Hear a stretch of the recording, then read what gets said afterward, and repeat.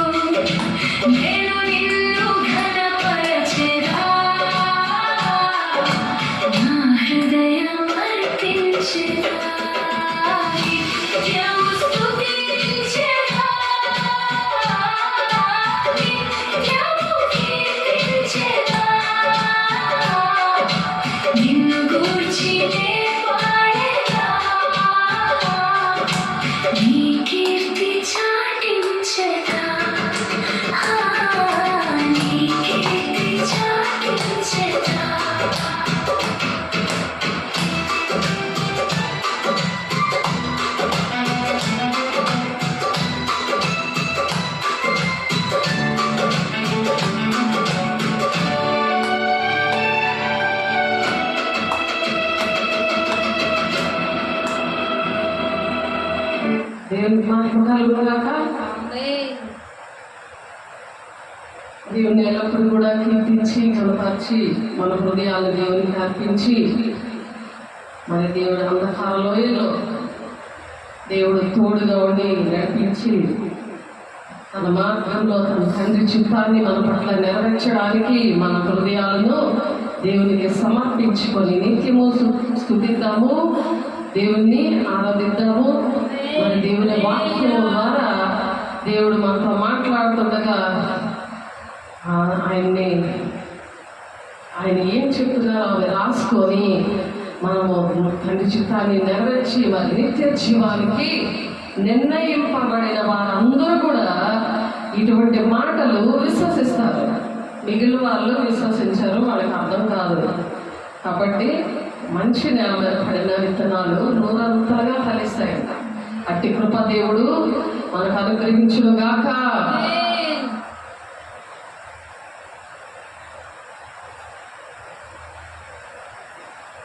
చూడండి, అపోస్తల కార్యములు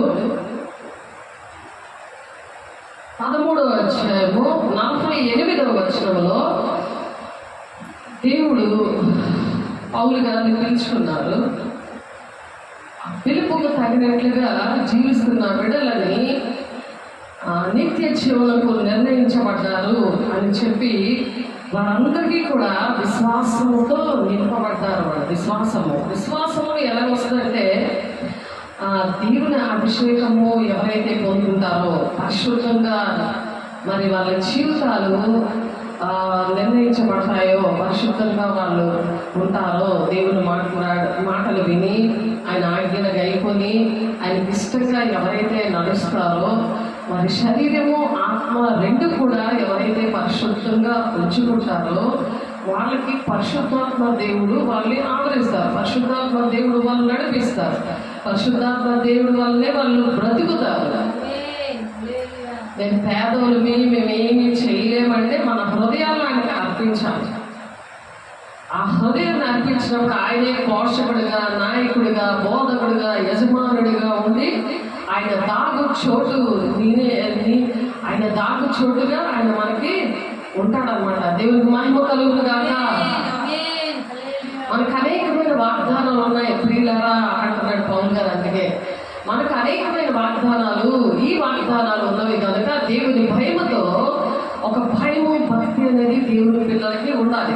వాళ్ళే నిత్య జీవానికి నిర్ణయించబడిన వారు అన్నమాట.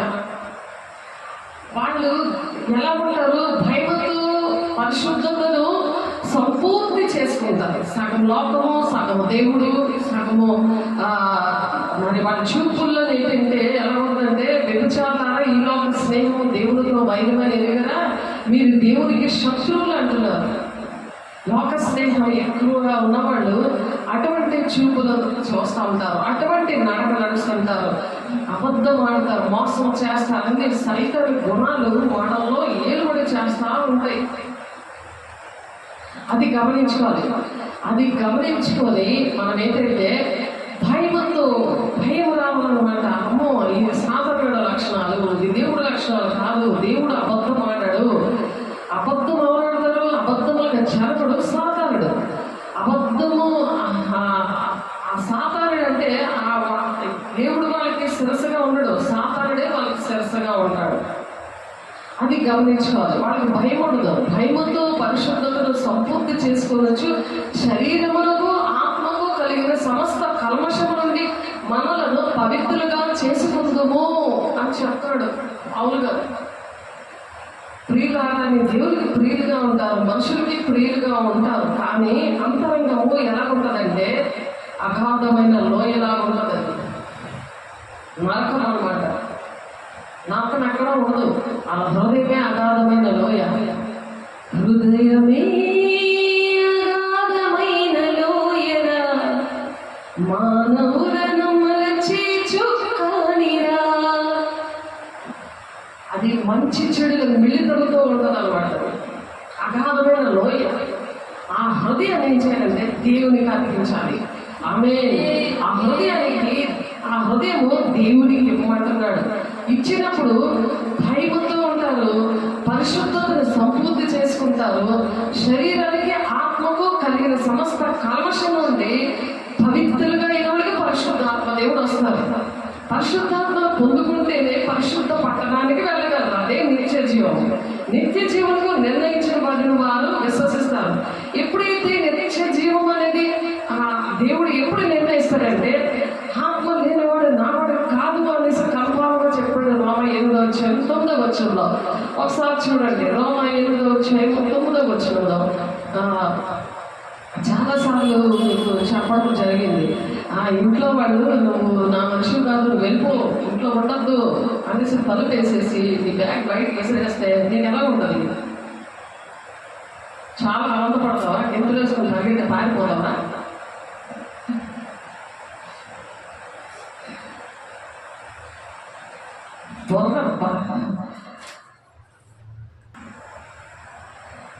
భక్తులైపోయేలాగా తలుపు గుద్దుకొని కేసాలా నేను చచ్చిపోమంటాను ఇక్కడ అడుగుతారు. కొంతమంది చెప్పి ఇంట్లో సైకిల్ కూడా ఉన్నాడు అనుకోండి, వెళ్ళిపోమన్నానంటే వెంటనే పరిగెడతాడు. నేనైతే పరిగెట్టలేదు. ఇవి అవి రెండుకు వచ్చేయాలి, కానీ నేనైతే పరిగెట్టలేదు. అంత చేరుద్దాం సైకిల్ గడ్డ సాగుతా అన్నట్టే నేను. ఎందుకంటే ఆత్మ పరిశుద్ధాత్మ పొందుకున్నప్పుడు సైతం కూడా ఆత్మ ఏంటంటే, మనం పోరాడింది శరీరంతో కాదు, లోకనాథులతోనూ దురాత్మ వాయుమండలంలో ఉన్న దురాత్మల సమూహముతో పోరాడుతున్నాం. ఒక మనిషిలో సమూహం ఉంటుంది, దెయ్యాల మోక ఉంటుంది. అవి నాకు కనబడతా ఉంటే ఇంక నేను ఎందుకు పరిగెడతాను? ఆత్మ లేనివాడు నావాడు కాదు అంటున్నాడు కదా. ఆత్మ కలిగినవాడు నాతో ఉంటే నేను ఎందుకు పడుతాను? ఆయన నా తోడు ఉన్నాడని మనం పాటుపడుకున్నాం కదా. అది ఎక్కడ ఉన్నా సరే మనం జయమే జయమే జయమే జయమే అన్ని విషయంలో జయమే. దేవునికి మహిమ కలుగు కాక.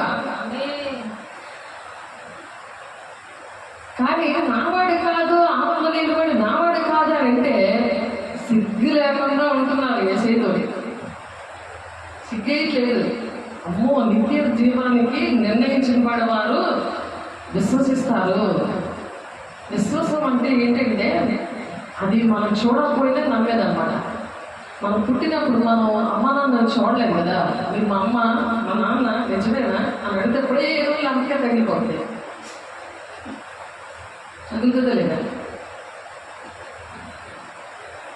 నిజంగా డాడీ నా డాడీ వ్యక్తి ఏమంటాడు, ఎప్పుడే ఏదో నమ్మకం ఏరా మళ్ళీ నెత్తి మీదకి వచ్చాయా అన్నాడు అంటాడు. నమ్మ కన్న పిక్చర్ మరి కన్న తండ్రి ఉన్నాడు. మన కన్న తండ్రి ఉన్నాడు. తండ్రి నా దేవుడు ఏమో దేవుడు ఏం చెప్తున్నారు?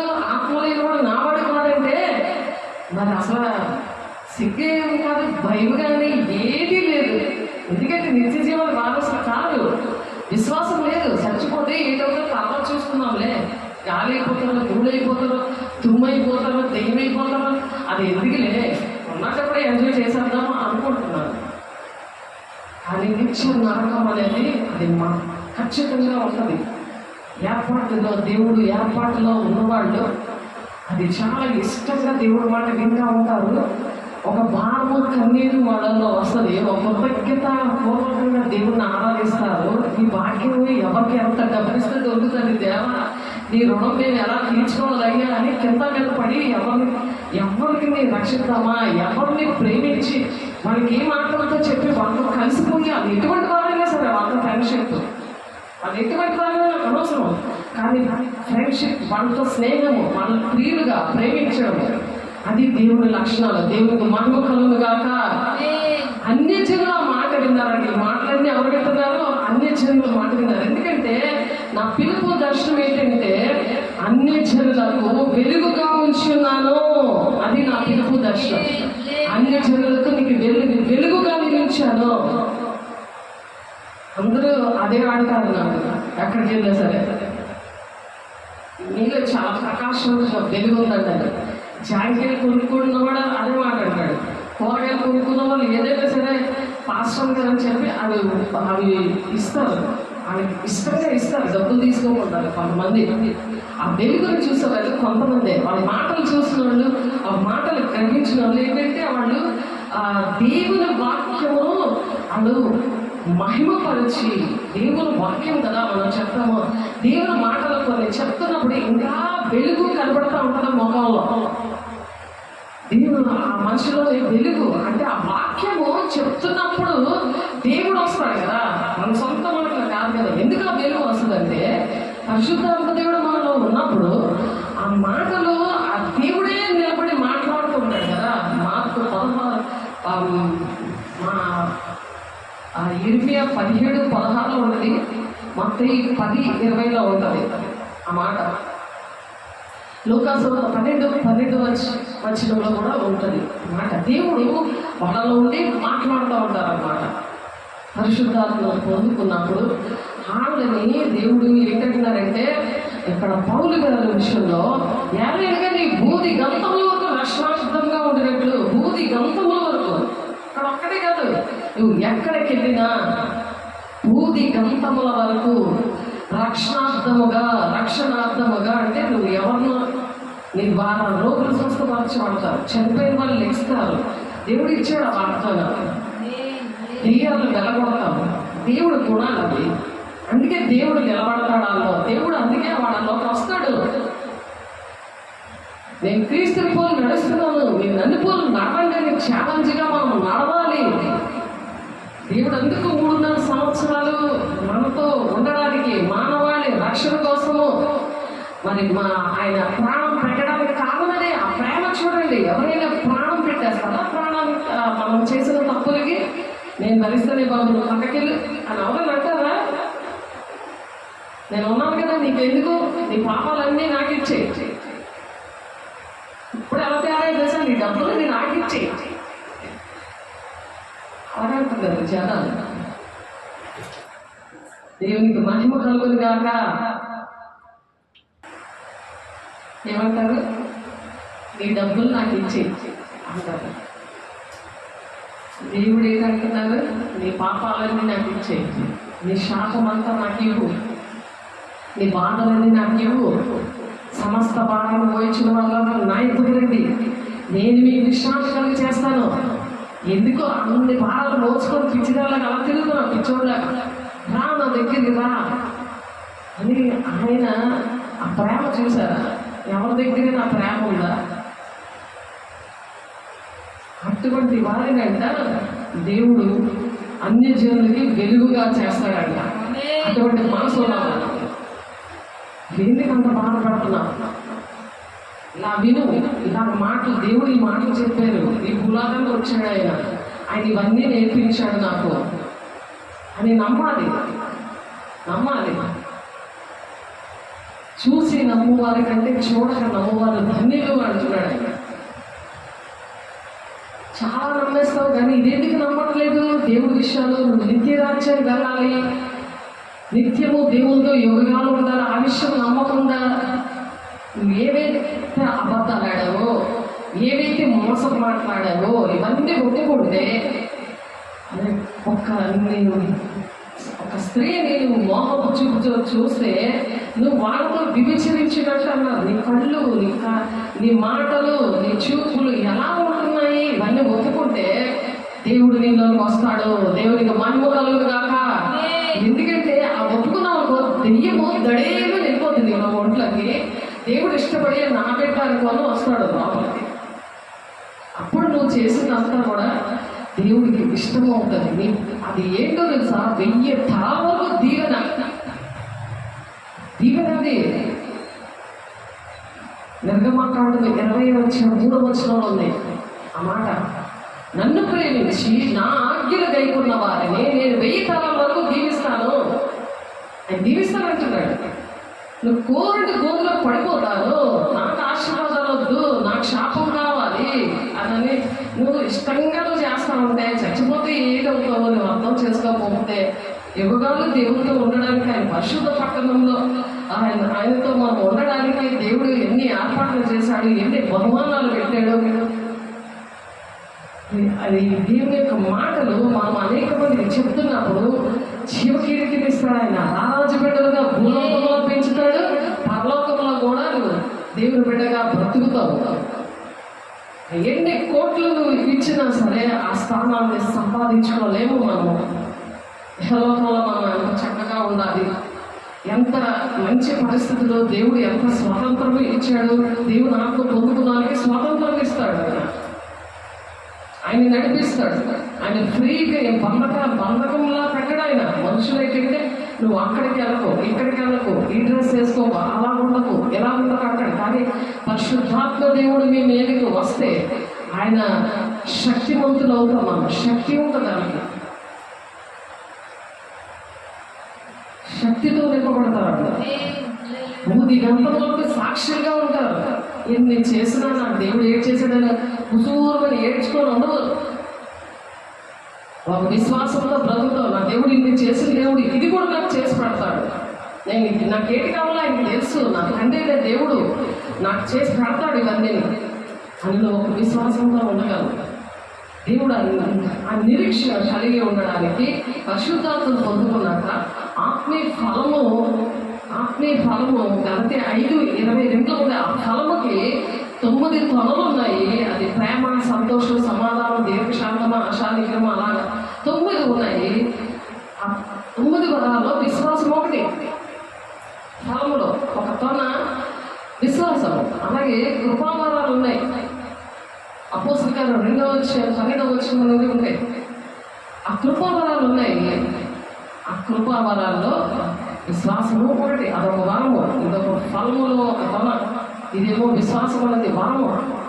ఆ విశ్వాసం ఏంటంటే ఏం చేస్తుందంటే అన్ని జనులకు వెలుగుగా ఉంచుతాడు అంటారు. దేవునికి మహిమ కలుగును గాక. నువ్వు ఒక అన్ని జనులకు అయిపోతున్నావు. మొదటి నీతిని రాజ్యాన్ని వెతకండి, మీ పరలోకం తెలుసు. మీకు ఏది కావాలంటుంటే నీతిని రాజ్యాన్ని వెతకట్లేదు. ఏమి తిందుమా, ఏమి త్రాగుదమా, ఏం పూజుద్దామా అని చెత్త పెట్టుకుంటున్నారు. ఎందుకంటే విశ్వాసం లేదు. విశ్వాసం లేక అన్ని జనుల్లాగా అలాగ ఆలోచిస్తున్నారు. కానీ అన్ని జనులకు మనం వెలుగుగా ఉండి ఈ మాటలు దేవుడు ఆడు వింటుండగా నేను అన్ని జనులకు వెలుగుగా ఉన్నానని చెప్పిన దేవుడు వాళ్ళ దగ్గర మనల్ని వాడుకుంటాడు. అది దేవుడు చెప్పిన మాటలు అన్నమాట. పౌలు గారితో చెప్పాడు, నాతో కూడా చెప్పారు. అపోస్తలుల బోధలో నన్ను అందుకనే పెట్టారు. ఈ అన్ని జనుల మధ్యనే 8 ఏరియాలో కూడా దేవుడు పని చేయిస్తున్నాడు. పని చేయడానికి కారణం అదే. అన్ని జనులకు వెలుగుగా ఉన్నారు. గుండ్రంలో అన్ని జనులు మేస్తుల కోసం ప్రార్థన చేసినప్పుడు అటువంటి మేస్తులు ఇచ్చి మేము ఉన్నామండి, మీరు చెయ్యండి అని నాకు డబ్బులు ఇవ్వకముందే వాళ్ళు స్లాబ్ వేస్తారు. కింద ఒక స్లాబ్, 2వ స్లాబ్ వేసేస్తారంట. డబ్బులు ఇవ్వకుండానే అన్ని జనులు చేస్తారా?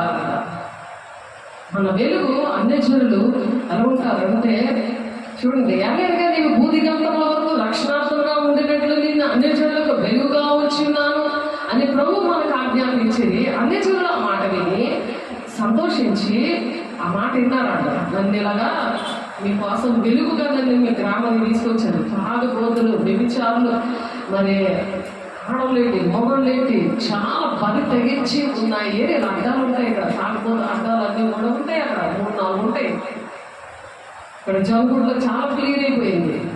ఎందుకంటే ఇక్కడ 10 సంవత్సరాల పైనే ఇక్కడ పనిచేయడం అయింది. 15 సంవత్సరాల పైన దగ్గర పనిచేయడం అయింది ఇక్కడ. అందుకని ఇక్కడ చాలా క్లియర్ అయింది. చాలా చర్చలు కూడా వచ్చాయి. నేను పనిచేసిన తర్వాత చాలా చర్చలు కూడా వచ్చాయి. కాబట్టి అపోస్తలుల కార్యములు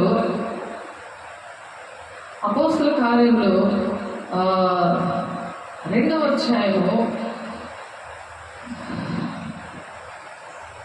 12వ వచనంలో అందరూ విభ్రాంతి ఉంది, ఎటు తోచక ఇదేమోనో అని ఒకరితో ఒకటి చెప్పుకుంటున్నారు.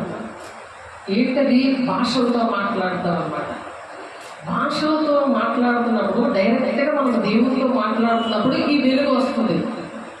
దేవునికి మహిమ కలుగును గాక. అన్ని జనులకి మనం వెలుగుగా ఉన్నామని ముక్కు మొక్కలు తెలియని మాట్లాడతారు, ఆకర్షించబడతాం. మనం దేవుడు ఆకర్షిస్తేనే కానీ మనుషులు రాను అని ఆకర్షించబడరు. దేవుడు ఆకర్షించాలి. ఒంటిలో దేవుడు ఉన్నప్పుడు వాళ్ళు ఆకర్షించబడతారు వాళ్ళ మాటలకి, వాళ్ళ రాగానే వాళ్ళు ప్రేమించడం, వాళ్ళ మాట్లాడడం, వాళ్ళ మాట వినడం అన్నీ చేస్తారు. అలా నేను చేయగలుగుతున్నాను ఎవరి సపోర్ట్ కూడా లేకుండా. దేవునికి మహిమ కలుగుగాక. అందరికీ ప్రార్థన ఉంది, ఎటు తోచక ఇదేమోగునో అని ఒకరితో కూడా చెప్పుకునేది. కొందరైతే మీరు కొత్త మద్యంతో నిండి ఉన్నారని అపహాస్యం చేశారట. భాషలతో మాట్లాడితే అలాగే తాగుబోతుల్లాగా సాతాను శిరస్సుగా ఉన్నవాళ్ళు అలా ట్రీట్ చేస్తారు. మనకు ఎవరు కావాలి? మనుషులు కావాలా లేకపోతే దేవుడు కావాలా? అలాగే మానేస్తావా? నేను అలాగే మానేశాను. భాషలతో మాట్లాడుతుంటే దెయ్యం పట్టినట్టు ట్రీట్ చేశాడు ఆయన. ఉపపాలన ఏకాంతంలో ప్రార్థనలో ఉన్నప్పుడు మరి సంక్రాంతి సెలవుల్లో 5 రోజులు కూడా 24 గంటలు ఏ బ్యాచ్ బి బ్యాచ్ అని అలా ప్రార్థనే దిద్దుబాటు చేసుకోండి. ఇదేనమాట పరిశుద్ధాత్మ పొందుకొని చాలా మంది దర్శనాలు ప్రవచనాలు చెప్తుంటుంటే భాషలతో మాట్లాడుతుంటే ఇలా కూర్చోబెట్టేసేవాడు. మొదటి దశలోకి 5వ అధ్యాయంలో ఉంటుంది, ఆత్మ ఆత్మకుడి, ప్రవచనాన్ని నిర్లక్ష్యం పెట్టకుడి అని. నేను ప్రార్థనలో ఉన్నప్పుడు అక్కడ దేవుడితో నేను కనెక్ట్ అయ్యాను. నా దేవుడితో కనెక్ట్ అయ్యాను. మనం ఎక్కడో సరే దేవుడితో కనెక్ట్ అవ్వాలి కానీ మనుషులతో కనెక్ట్ అవ్వకూడదు. దేవుడే నాకు ఇవన్నీ నేర్పించారు. దెయ్యం పట్టిన ట్రీట్ చేస్తే అక్కడ నేను బాబు దేవా అన్ని వరాలు ఇచ్చావు, నాకు అభిషేకం ఇచ్చావు, ఈ రోగుల మీద దెయ్యాల మీద వేసే రక్తము కొబ్బరిని ప్రే చేస్తే అవ్వడం. ఆయన 5గురిని అప్పచెప్పారు కదా, క్యాన్సర్ పేషెంట్ని కడసర్పాలు పట్టిన అన్ని జనులు నాకు అప్పచెప్పాడు. అక్కడే ఇదేంటి నేను నా భర్త అన్ని జనుడిగా ఉండి అన్ని అలవాట్లతో ఉండి ఎంతో హింస భరిస్తుంటుంటే దేవా ఏంటి పిల్లలతో అతను ఎలా మారుతాడని ఎక్కువ నేను ప్రార్థన చేయలేదు. నా జీవితం అంకితం చేశాను ఒకటే మాట చెప్పి, నా కళ్ళంట నీళ్ళు చుక్క రాకుండా చూస్తాను అని ఆ మాటకి చూడకుండా నేను పెళ్లి చేసుకున్నాను. అయ్యా నేను ఏం ఆలోచించకుండా పెళ్లి చేసుకున్నాను. కానీ మోసం చేశాడు కదా సాతానుడు. ఆ భక్తి మోసం చేసింది కదా, నమ్మకార్థమైన బాప్టిస్ట్ సంఘము మోసం చేసింది. చెప్తారు కానీ వాళ్ళు చేయరు. శాస్త్రులు పరిసయ్యులు సద్దుపైన నాడి ఏసైని చంపేశారు. ఇప్పుడు మనుషులు అవే ఆత్మలు మనుషుల్లో దూరి చంపేస్తున్నాయి, మనుషుల జీవితాలని పాడు చేసేస్తున్నాయి. ప్రెసిడెంట్ సెక్రటరీ ఉంటారు కదా, ఆ సెక్రటరీ తీసుకొచ్చాడు సంబంధం తెచ్చి కట్టవద్దు సారవద్దు మీ అమ్మాయి కావాలని బాధపడుతున్నారట. 12 రోజుల ముందు పేరు నిశ్చితార్థం పెట్టేసి ఆ లోకానుసారంగా భౌతికంగానే మనుషులు ఆలోచిస్తారు కానీ దేవుని ఆత్మ లేకపోతే చెప్పరు కదా. ఎవరు చెప్పరు. ఆత్మ లేని వాళ్ళు ఆడవాళ్ళు కాదని ఆశీర్వదించడం దీవించడం ఏ పనులు అంతే. అలా మోసం చేస్తారు. దేవా నా భక్తి నేర్పించవా అది ఒక మాట. ఇంకొకసారి ఎవరు కూడా నాలా కన్నీరు కాచకూడదయ్యా, నా జీవితాన్ని కన్నీరు ఇస్తున్నాను 2 చేతులు పైకెత్తి ఆయనకి ఆ 2 తీర్మానాలు నేను తీసుకున్నందుకు దేవుడు ఈరోజు అటువంటి ఏరియాల్లో అటువంటి వాక్యంతో అటువంటి అభిషేకంతో అదే జనులకు వెలుగుగా నన్ను చేశాడు నా దేవుడు. దేవుడికి మహిమ కలుగునుగాక. అందరూ విభ్రాంతి పొందారంటే ఈ భాషలతో మాట్లాడుతుంటే. ఆయన ఏమో ఇలాగ కూర్చోబెట్టేశాడు అందరినీ. నేనేమో అక్కడేమో బాబోయ్ నాకు ఇవన్నీ దేవా విగ్రహాల శక్తుల మీద అధికారం ఇచ్చాడు ఆయన, వ్యభిచారం మీద ఈ చీకటి శక్తుల మీద అధికారం ఇచ్చాడు ఆయన. అక్కడ 30 మందిని రక్షించడానికి దేవుడు సహాయం చేశారు. మరి ఆ పాస్టర్ గారు ఏమో నాకు 5గురు నాకు చెప్పాడు కదా, నువ్వు ప్రార్థన చేసుకుంటూ ఈరోజు ఎలా ప్రార్థన చేయాలో ఇది చెప్పు అని చెప్పి ఆయన నడిపించమని నాకు అప్పుడు చెప్పాడు ఆయన. నేను ప్రార్థన చేసుకున్నప్పుడు దేవుడు నాతో కళల ద్వారా మాట్లాడుతుండేవారు. ఆ కళల భావాలు కూడా నాకు కరెక్ట్గా అర్థం అవ్వలేదు కానీ క్రియల ద్వారా చేయడం స్టార్ట్ చేశాడు. అప్పుడు అర్థమైంది దేవుడికి మహిమ కలుగుగాక.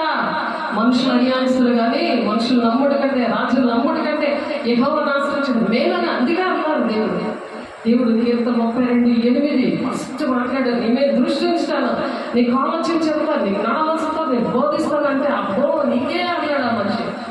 ఆ పాస్టర్ అలాగని చెప్పాడు. నడిపించాలి కదా దేవుని పిల్లలే. ఇక నా ప్రార్థన నేను చేసుకుంటూ నాకు ఇంకా వర్క్ చెప్పాడు కదా ఆయన. మొదట నీతిని రాజ్యం జరగండి, మీ పరలోకం తెలుసు మీకు ఏది కావాలో అని దేవుడు మాట్లాడారు. మళ్ళా నీతిని రాజ్యం జరగడం అంటే ఏంటి? ఆ 5గురిని రక్షించడం.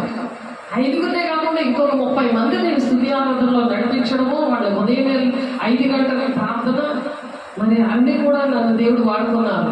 పాస్టర్ గారు చీరిపోయిన యాక్సిడెంట్లో మరి రాలేదు అక్కడ దేవుడు నడిపించడానికి దేవుడు నన్ను ఏర్పాటు చేసుకున్నాడు అని తెలిసి అక్కడ నాకు ట్రైనింగ్ థియరికల్గా ప్రాక్టికల్గా నాకు ట్రైనింగ్ అయిపోయింది. ఒక డాక్టర్కి, ఒక పోలీస్ ఇన్స్పెక్టర్కి, ఒక సబ్ ఇన్స్పెక్టర్కి, ఒక లాయర్కి ఒక ట్రైనింగ్లు ఉంటాయి కదా. అలాంటి ట్రైనింగ్లు నాకు దేవుడు అక్కడ ట్రైనింగ్లో నుంచి దేవుడు ఈమెని తీసుకొచ్చి అక్కడ బీటీహెచ్ చేయించి శ్రీవటల్ కాలేజ్లో అక్కడ తెలుగు దర్శనం మీద నేను విజయనగరం వచ్చాను. దేవుడికి మహిమ కలుగును గాక. రక్త నష్టాలలో దేవుడు తీసుకొచ్చాడు. ఇప్పుడు ఆస్తికర్తగా చేశాడు, ఆత్మీకంగా, శారీరకంగా, ఆర్థికంగా. దేవునికి మహిమ కలుగును గాక. అందరినీ తల్లి లేని, తండ్రి లేని, అన్నదమ్ములైన, భూములైన, ఆస్తులైన నువ్వు విడిచిపెట్టి వస్తే ఇహలోకంలో నీకు తల్లిదండ్రులు, అన్నదమ్ములు, భూములు, ఆస్తులు, నిత్య జీవం వేస్తామన్నాడు. దేవునికి మహిమ కలుగును గాక. అందుకే 48వ వచనంలో అన్ని చెల్లు ఈ మాటలు విని సంతోషించారంట. సంతోషించి దేవుని వాక్యమును మహిమపరిచారు. దేవునికి మహిమ కలుగును గాక. దేవుని మాటలకి అస్తమానికి దేవుని నాకు నేర్చుకుంటుంది. దేవునికి మహిమ కలుగును గాక. మనకు కాదు మహిమ, మనకి కాదు గొప్పతనం, ఆయన కనపరిచే వారిని నేను కనపరుస్తాను అంటున్నాడే. ఆ కనపరిచ్చాడు. 3 ఏరియాల్లో జిల్లా ప్రెసిడెంట్గా సేవన, మరి ఏఐసిసిలో 2 ఏఐసిసి ఉన్నాయి. అలాగే మొత్తం తెలియని వాళ్ళు అలాగా నన్ను అలాగ అపాయింట్ చేశారు. ఇప్పటికీ కూడా ఒక దాంట్లో ఉంచారు. ఎందుకు అంటే అవేమి నేను చేయను, నా పరిచయం అయితే నేనే చేసుకుంటాను అంతే. నాకు దేవుడు అప్పు చెప్పాడో అవి చేస్తాను. ఏ టైంకి దేవుడు ఎలా నడిపిస్తారో అలాగే నన్ను నడిపించుకోవడమే. బాబా 8:14లో ఉంటుంది ఆ మాట. ఎంతమంది అయితే నా మూలంగా నడిపించబడతారో వాళ్ళే నా కుమారులు, నా కుమార్తెలు. నేను అడుగుతాను ప్రతిదీ, దేవా నేను ఎక్కడికి వెళ్ళాలి, నేనేం చేయాలి, నేను ఏ డ్రెస్ వేసుకోవాలి, ఎలా ఉండాలి, ఎవరు మాట్లాడాలి, ప్రతిదీ దేవుడిని అడిగి దేవుడు చేయడానికి సహాయం చేశాడు. దేవునికి మహిమ కలుగును గాక. ఈ దేవుని వాక్యము వినేటాన్ని సంతోషించాలి. ఎవరు? అదే జనులు. దేవుని పిల్లలు సంతోషించట్లే, ఎంత విచారకరమో ఆలోచించండి. అన్ని జనుల మాట విని సంతోషించి దేవుని వాక్యమును మహిమపరిచారట. దేవుని వాక్యాన్ని ఏం చేశారు? మహిమపరిచారు. దేవుని వాక్యం ఎంత మంచి వాక్యము, దేవుని మాటలు ఎంత మంచి మాటలు. నిత్య జీవము మరియు నిత్య జీవములకు నిర్ణయించబడిన వారందరూ విశ్వాసించారు. ఎవరికి విశ్వాసం వస్తుంది? నిత్య జీవములకు నిర్ణయించబడిన వారు మాత్రమే సంతోషిస్తారు. నిత్య జీవానికి నిర్ణయించబడిన వారు మాత్రమే విశ్వసిస్తారు. అది ఇక్కడ ఈరోజు చెప్పుకుంటున్న విషయాలు. దేవుడు ఈరోజు మాట్లాడుతున్న విషయం ఏంటంటే నిత్య జీవానికి ఎవరు నిర్ణయించబడతారు? Question mark. మీకు అర్థమవుతుందా? విశ్వాసం ఉండాలి, దేవుని యొక్క సంతోషపడాలి, దేవుని ఆత్మను పొందుకున్నప్పుడే విశ్వాసం అనేది ఫలములో ఒక తొలగా, వరములో ఒక 9 వరాల్లో ఒక వరముగా ఇస్తాడు. దేవుడే ఇస్తాడు. అవి నాకు ఏకాంతంలో దేవుడు మాట్లాడుతుంటే నాకు అర్థం కాలేదు, నాకు చెప్పిన వాళ్ళు ఎవరు లేదు. కానీ దేవుడే ఆ భక్తి నేర్పించడము, అది క్రియల ద్వారా జరుగుతుంటే దేవుడు నాతో మాట్లాడడము, మెల్లన స్వరముతో, ప్రేరేపణతో, నా మీద దృష్టించి ఆలోచించే నడవలసిందో బోధిస్తూ, నేర్పిస్తూ ఈ క్షణం వరకు దేవుడు నడిపిస్తా ఉన్నాడు. దేవునికి మహిమ కలుగును గాక. ప్రభు వాక్యము ఆ ప్రదేశం అంతటా వ్యాపించిందంట. ఆ వాక్యము ఆ ప్రదేశం అంతటా అక్కడికి వెళ్ళినా సరే, జమ్మూలో అలాగా మొత్తం ఆ గ్రామాలన్నీ చాలా చెడిపోయి పడిపోయిన ఏరియాలు ఇప్పటికీ చెప్పుకుంటారు. ఆ వాక్యము, మాటలు ఇక్కడ చదువులేనిది, అక్కడ మరి ఎక్కడ పని చేసినా రాంపూర్లోనేది ఆ వాక్యము అలా వ్యాపించింది. కానీ యూదులు భక్తి మర్యాద గల స్త్రీలను ఆ పట్టణపు ప్రముఖులను రేపి పౌలులకు, బర్నబాలకు హింస కలుగు చేసి వారిని తమ ప్రాంతం నుండి వెళ్ళగొట్టారు. కానీ దేవుడు ఏంటంటే చక్రయ 9:8లో ఒక వాగ్దానం ఉంటుంది. ఆ వాగ్దానం ప్రకారము దేవుడు మమ్మల్ని నిలబెట్టారు. దేవునికి మహిమ కలుగును గాక.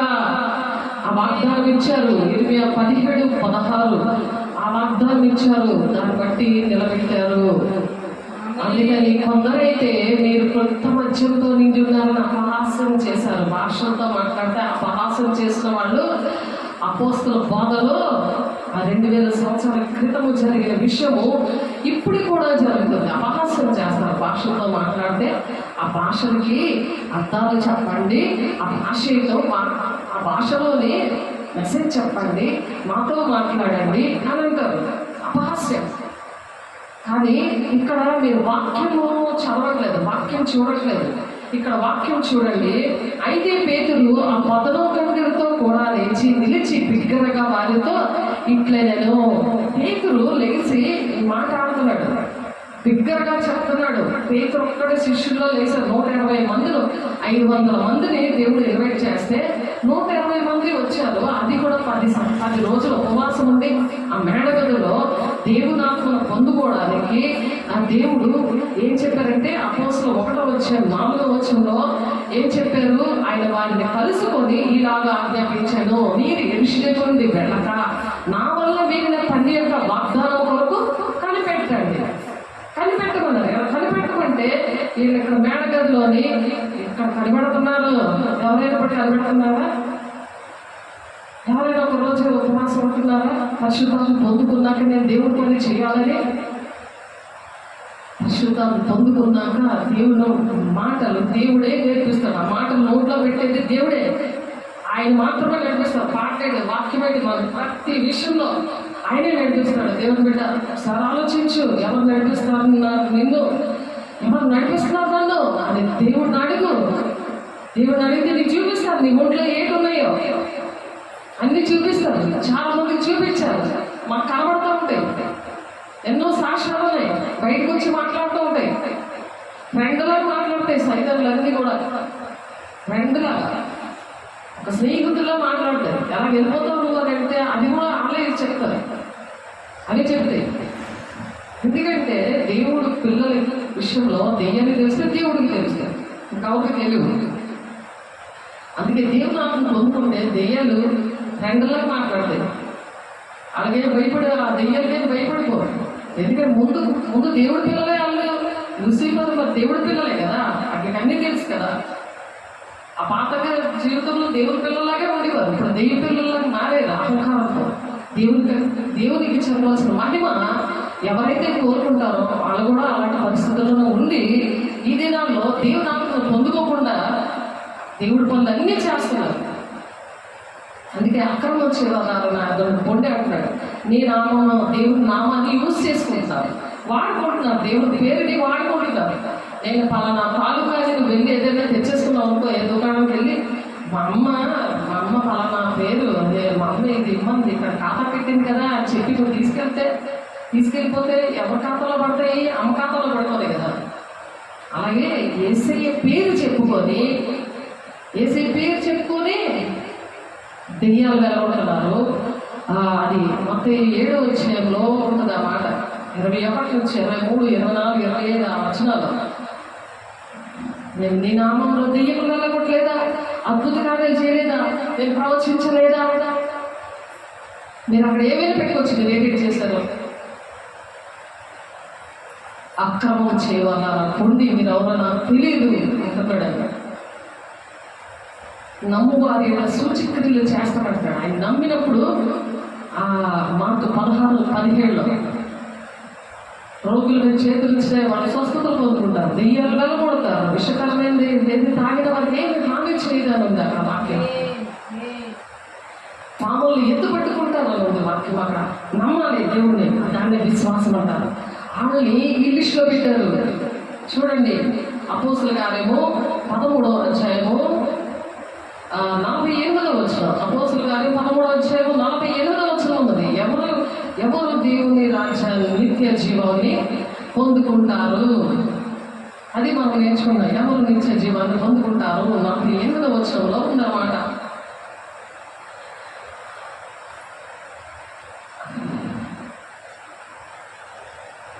నిత్య జీవంలో నిర్ణయించబడిన వారందరూ కూడా విశ్వసించారు. అలాంటి విశ్వాసం ఉందా? దేవుడిని అలా విశ్వసించి ఆ విశ్వాసం మీద మనం ప్రతి శ్రమని ఎదిరించాలి. ప్రతి ఒక బంధకాలు కూడా ఆ విశ్వాసం మీద దేవుడు చేస్తాడు, దేవుడు నాలో ఉన్నాడు, దేవుడు నా తోడుగా ఉన్నాడని ఆ బంధకాల నుండి ఆ శాతాన్ని గద్దించాలి. దేవునికి లోబడి ఆ శాతాన్ని, ఆ బంధకాల్ని, ఆ శాపాల్ని విరగొట్టాలి. యేసు నామములని ఆయన నామం అప్పుడు యూజ్ చేయాలి. అక్రమంగా నడుచుకుంటూ నువ్వు బూతులాడతావు, అబద్ధాలు ఆడతావు, మోసం చేస్తావు, దేవుని ఆజ్ఞలు ఏమీ పాటించవు, యూజ్ చేస్తావు. ఆయన నామం శక్తివంతుడు కాబట్టి అవుతాయి. కానీ అక్రమం చేయాలనుకోండి, మీరు ఎవరు నాకు తెలియదు అంటాడు ఆయన. అలా బ్రహ్మపక్ష ఆత్మలో ఉండద్దు అని మొదటి యోగం 4వ వచనం లాస్ట్ వచనంలో ఉంది. బ్రహ్మపక్ష ఆత్మ ఉన్నవాళ్ళు మన మాట వినరు. ఎంత కన్ఫామ్గా అక్కడ రాశారు. అది వినరు. వినపోయిన చెప్పండి అని ఎస్కేల్ 3:2 వచనంలో ఉంది ఆ మాటలో. ఆవిడ మనం చెప్పాలి.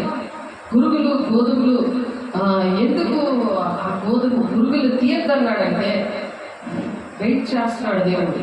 ఈ కృపకాలంలో ఆయన కృపను అనుగ్రహించి క్షమించి ప్రేమిస్తాడు ఆయన దగ్గరకు వచ్చిన వాళ్ళని. ఆయన త్రోసిపుచ్చే దేవుడు కాదు. ఆ విశ్వాసం నిరీక్షణ వాళ్ళకి ఇస్తాడు. వాళ్ళు ఎప్పుడైతే గ్రహిస్తారో అవన్నీ ఒప్పుకొని విడిచిపెట్టి మరి వాళ్ళు దేవుని రాజ్యాన్ని వెళ్ళాలని దేవుడు ఇంకా వెయిటింగ్ లిస్ట్లో పెట్టాడు. వాళ్ళని అక్రమం చేయాలని పొండి అనే ముందే దేవుని పాదాలు పట్టేసుకోవాలి. దేవుని బిడ్డ, దేవునికి మహిమ కలుగును గాక. అయితే పేతురు ఆ పొదనోకడందరూ కూడా నిలిచి బిగ్గరగా వారితో, ఇట్లే నువ్వు యోదే మనుషులారా, యెరూషలేములో కాపురం ఉన్న సమస్త జనులారా, ఇది మీకు తెలియక చెవి నా మాట వినండి. యూదయ ఎవరెవరు ఉన్నారు అక్కడ? పేతురు గట్టిగా అరిచాడు. ఎందుకు భాషలతో మాట్లాడుతున్న వాళ్ళని జోక్ చేశారు, అపహాస్యం తాగి ఉన్నారని. యెరూషలేములో కాపురం ఉన్న వాళ్ళందరినీ కూడా మరి సమస్త జనులు కూడా చెవి ఎగ్గి నా మాట వినండి అని చెప్తున్నారు. పేతురు ఏమని చెప్తున్నాడు అక్కడ? మీరు ఊహించినట్లు మీరు మంత్రులు కాదు, పొద్దుపడిచి జామేనా కాలేదు. యోవేలు ప్రవక్త ద్వారా చెప్పబడిన సంగతి ఇదే. అదేంటది? ప్రవక్త చెప్పాడు. యోవేలు 2వ అధ్యాయము 38వ వచనంలో ఉంటుంది. యోవేలు 2:38లో యోవేలు 2 చూద్దాం ఒకసారి. చూడండి యోవేలు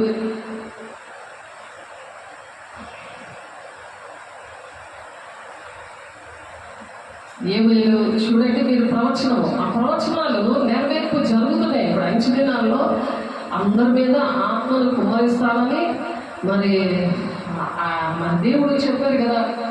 ఇప్పుడు ఉపవాసం ఉండకపోయినా వాళ్ళ మనసును చూసి దేవుడు, నేనైతే ఉపవాసం పెట్టలేదు, నా పిల్లల్ని ఎప్పుడు ఉపవాసం పెట్టలేదు. వాళ్ళు దేవుని ఆత్మను చాలా బలంగా పొందుతున్నారు. ఎన్నో కార్యాలు దేవుడు వాళ్ళ ద్వారా చేయించారు. ఇప్పుడు ఎందుకంటే అంచె దినాల్లో ఉన్నాము కాబట్టి అలా జరిగాయి. కారణం అది. అంత్య దినాల్లో అందరి మీద నేను ఆత్మను కుమ్మరిస్తాను అని ప్రవచనము యోవేలు 2:28లో ఉంది. తర్వాత నేను సర్వజనుల మీద నా ఆత్మను కుమ్మరింతును, మీ కుమారులను మీ కుమార్తెలు ప్రవచనములు చెప్పిదురు, మీ ముసలివారి కళ్ళ కొందరు, మీ యవనులు దర్శనములు చూతురు. ఆ దినముల్లో నేను 10 వారి మీదను 10 కత్తెల మీదను నా ఆత్మను కుమ్మరింతును, మరియు ఆకాశములను భూమి అందును మహత్కారములు అనగా రక్తమును అగ్ని ధూమ స్తంభములను కనపరిచెదను. యెహోవా యొక్క భయంకరమైన ఆ మహాదినము రాక ముందు సూర్యుడు తేజోహీనుడగును, చంద్రుడు రక్తవర్ణమగును. ఇవన్నీ కూడా చంద్రుడు రక్తవర్ణము అవ్వక ముందే, ఆ మహాదినము రాక ముందే దేవుడు అంచె దినాల్లో ప్రతి ఒక్కరి మీద ఆత్మను కుమ్మరిస్తారని. ఇదిగోండి ఈ అపొస్తలుల 2వ అధ్యాయం మనం చదువుతున్నాం కదా. అది పౌలు గారు ఆ ప్రవచనం నెరవేర్పునేది జరిగింది అని చెప్తున్నాడు ఇక్కడ. మీరు ఊహించినట్లు మీరు మంతులు కాదు, పొద్దుపడిచి జామేనా కాలేదు. యోవేలు ప్రవక్త ద్వారా చెప్పబడిన సంగతి ఇదే. అదే జరుగుతుంది ఇక్కడ. మీరు అలా మోసపోవద్దు. అక్కడ తాగేం లేరు. అది మన పక్షం ఉంది. పేతురు గారు మాట్లాడుతున్నారు. నువ్వు మాట్లాడుతావా ఇప్పుడు భాషలతో మాట్లాడే వారి కోసం? నువ్వు పొందుకోలేదు కదా, అటువంటి అనుభవం లేదు కదా. నీ దర్శనాలు, ప్రవచనాలు, అభిషేకము, మరి ఆ కళలో దర్శనాలు ఇవేమీ లేవు కదా. నాకు దేవుడు భక్తి నేర్పించమని అడిగాను కదా, అందుకు నేర్పించాడు దేవుడు బిడ్డ. నువ్వు కూడా అడుగు సజీవ సాక్ష్యము నీ ఎదురుగుండా దేవుడు పరిశుద్ధాత్మ దేవుడు మీ మీదకి వచ్చి శక్తివంతులు అవుతారు. అది భూతి గంటలలో సాక్షులే ఉంటారు. నువ్వు కూడా సాక్షిగా నిలబడతావు. నన్ను నిలబెట్టిన దేవుడు మిమ్మల్ని కూడా సాక్షిగా నిలబెట్టిన గాక. ఏదైనా ప్రవక్త ద్వారా చెప్పబడిన సంగతి ఇదే, ఏమనగా అంత్య జన్మలందు నేను మనుషులందరి మీద నా ఆత్మను కుమ్మరించదును, మీ కుమార్తెలను ప్రోచించదురు, మీ యవ్వనులు దర్శనములు కలుగును, మీ వృద్ధులు కలలు పొందురు. దేవుడు మాట్లాడే అనుభవం అది. దేవుడు 33:14 ఉంటుంది. మరి మొదటి రోజులో 6వ అధ్యాయంలో ఉంటుంది. ఈ సేవకుడు కళ్ళు తెరంటే అగ్ని జ్వాలలతో, అగ్ని రథాలతో కల్పిస్తాడు ఆ సేవకుడికి. ఎలీషా ప్రార్థన చేసినప్పుడు. అలాగా దర్శనాలు, ప్రవచనాలు లేకుండా అసలు బైబిల్లోనే ప్రతీది కూడా అవే ఉన్నాయి. ఆ ప్రవచనాలే ఇప్పుడు నెరవేరుతూ వస్తున్నాయి. ప్రకటన గ్రంథంలో ఏవైతే ప్రవచనాలన్నీ కూడా భక్తులు ప్రవచించారో అవన్నీ నెరవేర్పు జరుగుతున్నాయి. అది మనకి అర్థం అవ్వాలంటే పరిశుద్ధాత్మ దేవుడు కావాలి. సత్య స్వరూపైన ఆత్మ వచ్చినప్పుడు సర్వసత్యములోనికి నడిపిస్తాడు. జరగబోయే సంగతులను మీకు బయలుపరుస్తాడు అన్నాడు. మనం బయలుపరిస్తే కదా మనం సిద్ధపడతాము దేవుని రాజ్యానికి. ఇప్పుడు నిత్య రాజ్యానికి వెళ్ళడానికి అందులో కొంతమంది అక్కడ ఉన్నారు, కొంతమందే ఉన్నారు నిత్య రాజ్యానికి వెళ్ళేవారు. అపోస్తలులు 13:48 మనం చదువుకుంటున్నాం, ఆ మాటలు చెప్పుకుంటున్నాం. మరి జరగబోయే సంగతులు తెలియాలి అని మరి దేవుడు యోహాను సువార్తలో మరి 13వ అధ్యాయము 16వ వచనంలో చెప్తున్నారు ఆ మాటలు. మరి మనకి ఎలా అర్థమవుతుంది? అయ్యో దేవుడు వస్తున్నారు, ఈ జరగబోయే సంగతులు దేవుడు చెప్పారు, ఇవన్నీ ఏదైతే చెప్పారో అవన్నీ జరుగుతూ వస్తున్నాయి. మనకు జరిగినప్పుడు మనం సిద్ధంగా ఉంటామా లేదా? ట్రైన్ వచ్చేస్తుంది సిద్ధపడండి అని టైం టేబుల్, టికెట్ ఇవన్నీ గుర్తుంటాయి కదా. టికెట్ ఏంటి? పరిశుద్ధాత్మ పొందుకూడదు. మరి జరగబోయే సంగతులు ఏంటి? ఇప్పుడు వైరల్ అవుతున్నాయి కొన్ని విషయాలు. ఇప్పుడు నోవాహు దినాల్లో ఉన్నాము. మరి అవన్నీ కూడా ఆ నోవాహు దినాల్లోని లోతు దినాలు అవన్నీ మనకి దేవుడు అన్నీ కూడా చెప్పారు కదా. అవన్నీ కూడా దేవుడు భూలోకానికి వచ్చి చెప్పారు కదా. మన విషయాలన్నీ కూడా జరుగుతున్నాయి కదా. ఎందుకు సరి చేసుకోలేకపోతున్నారు? ఎందుకు దేవుని శక్తిని పొందుకోలేకపోతున్నారు? ఎందుకు సంభవింపబోయే సంగతుల్ని దేవునాత్మ పొందుకుంటేనే కదా తెలుస్తాయి, లేకపోతే తెలుస్తాయా? చెప్పండి. తెలిస్తే మంచిదా, తెలియకపోతే మంచిదా? తెలిస్తే మంచిది కదా. యోహాను సువార్తలో ఆ మాట ఉంటుంది చూడండి ఒకసారి. దేవుని అడగండి, సంభవింపబోయే సంగతులు దేవా బయలుపరచండి అయ్యా.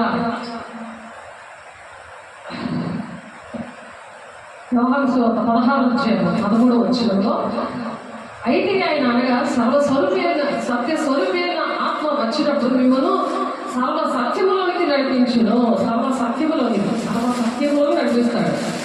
లేకపోతే సాతానుడు అబద్ధ బోధలో నడిపించి నరకాలకి నడిపిస్తాడు. అది మీరు ఆలోచించవలసిన విషయం. దేవుని పరిశుద్ధాత్మను పొందుకోండి. దేవా నాలోకి రండి అని చెప్పి ఆత్మ శరీరం పరిశుద్ధంగా ఉండాలి, పరిశుద్ధంగా ఉండాలి దేవుని బిడ్డ. అయితే ఆయన అనగా సత్య స్వరూపైన ఆత్మ వచ్చినప్పుడు మిమ్మల్ని సర్వసత్యంలోకి నడిపించును. ఆయన తనంతట తానే ఏమీ బోధింపగా వేటిని వినో వాటిని బోధించి సంభవింపబోవు సంగతులను మీకు తెలియజేస్తాడు. ఎవరో చెప్పట్లేదు, మనకు దేవుడు చెప్తాడు. దేవుని అంటలో ఉండాలి మనం. అందుకే నిత్య రాజ్యానికి వెళ్ళే వాళ్ళు ఎవరు అనే మాటలు దేవుడు మాటలో అడుగుతున్నాడు. ఆయన క్వశ్చన్ మార్క్ కేసు అడుగుతున్నాడు.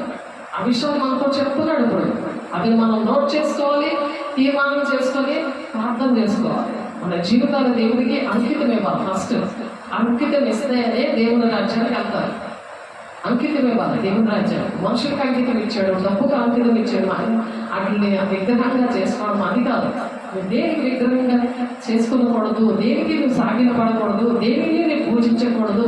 ఏళ్ళేళ్ళుగా నేను రోషము గల దేవుడను, నన్ను ద్వేషించే వారి విషయంలో నువ్వు ద్వేషిస్తే తక్కువ టైం ఇస్తావు, ఎక్కువ టైం నువ్వు దేవుడికి ఇస్తావు, అది నీకు విగ్రహం. తక్కువ టైం నువ్వు దేవుడికి ఇస్తున్నావు అంటే దేవుడిని ద్వేషించినట్టు లెక్క. ఎంత సమయం దేవుడితో గడుపుతున్నావు. డబ్బు కోసం నువ్వు రోజంతా దేవుడితో గడుపుతావా? పరిశుద్ధాన్ని పొందుకొని కూడా దేవుడు టైం అడగాలి. దేవా, నా హక్కులు, నా బాధలు, నావన్నీ తీరే వరకు నేను చేస్తాను.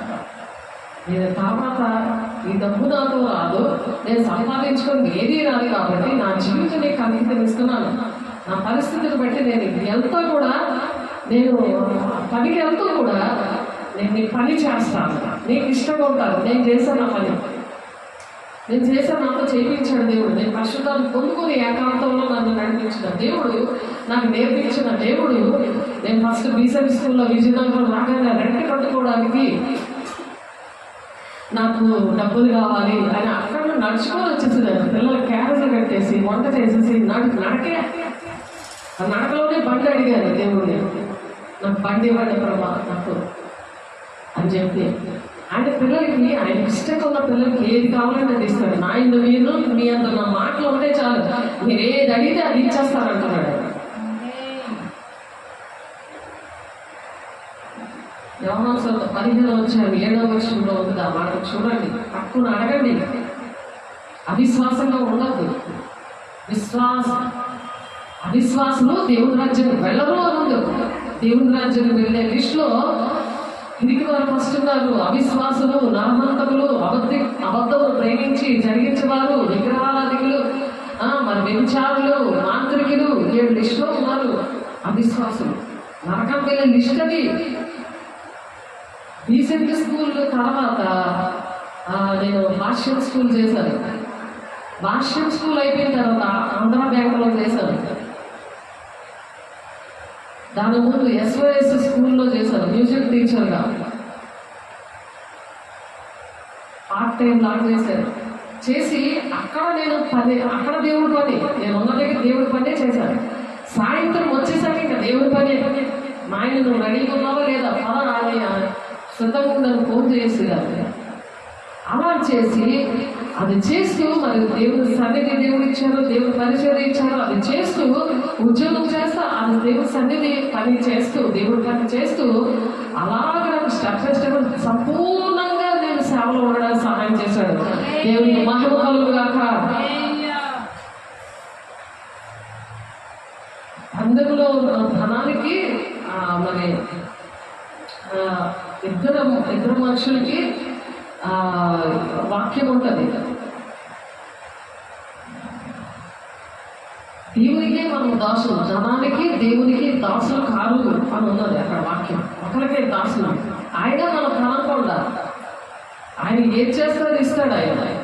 ఆయన ఎలాగ 5,000 మందికి ఆహారం పెట్టాడు.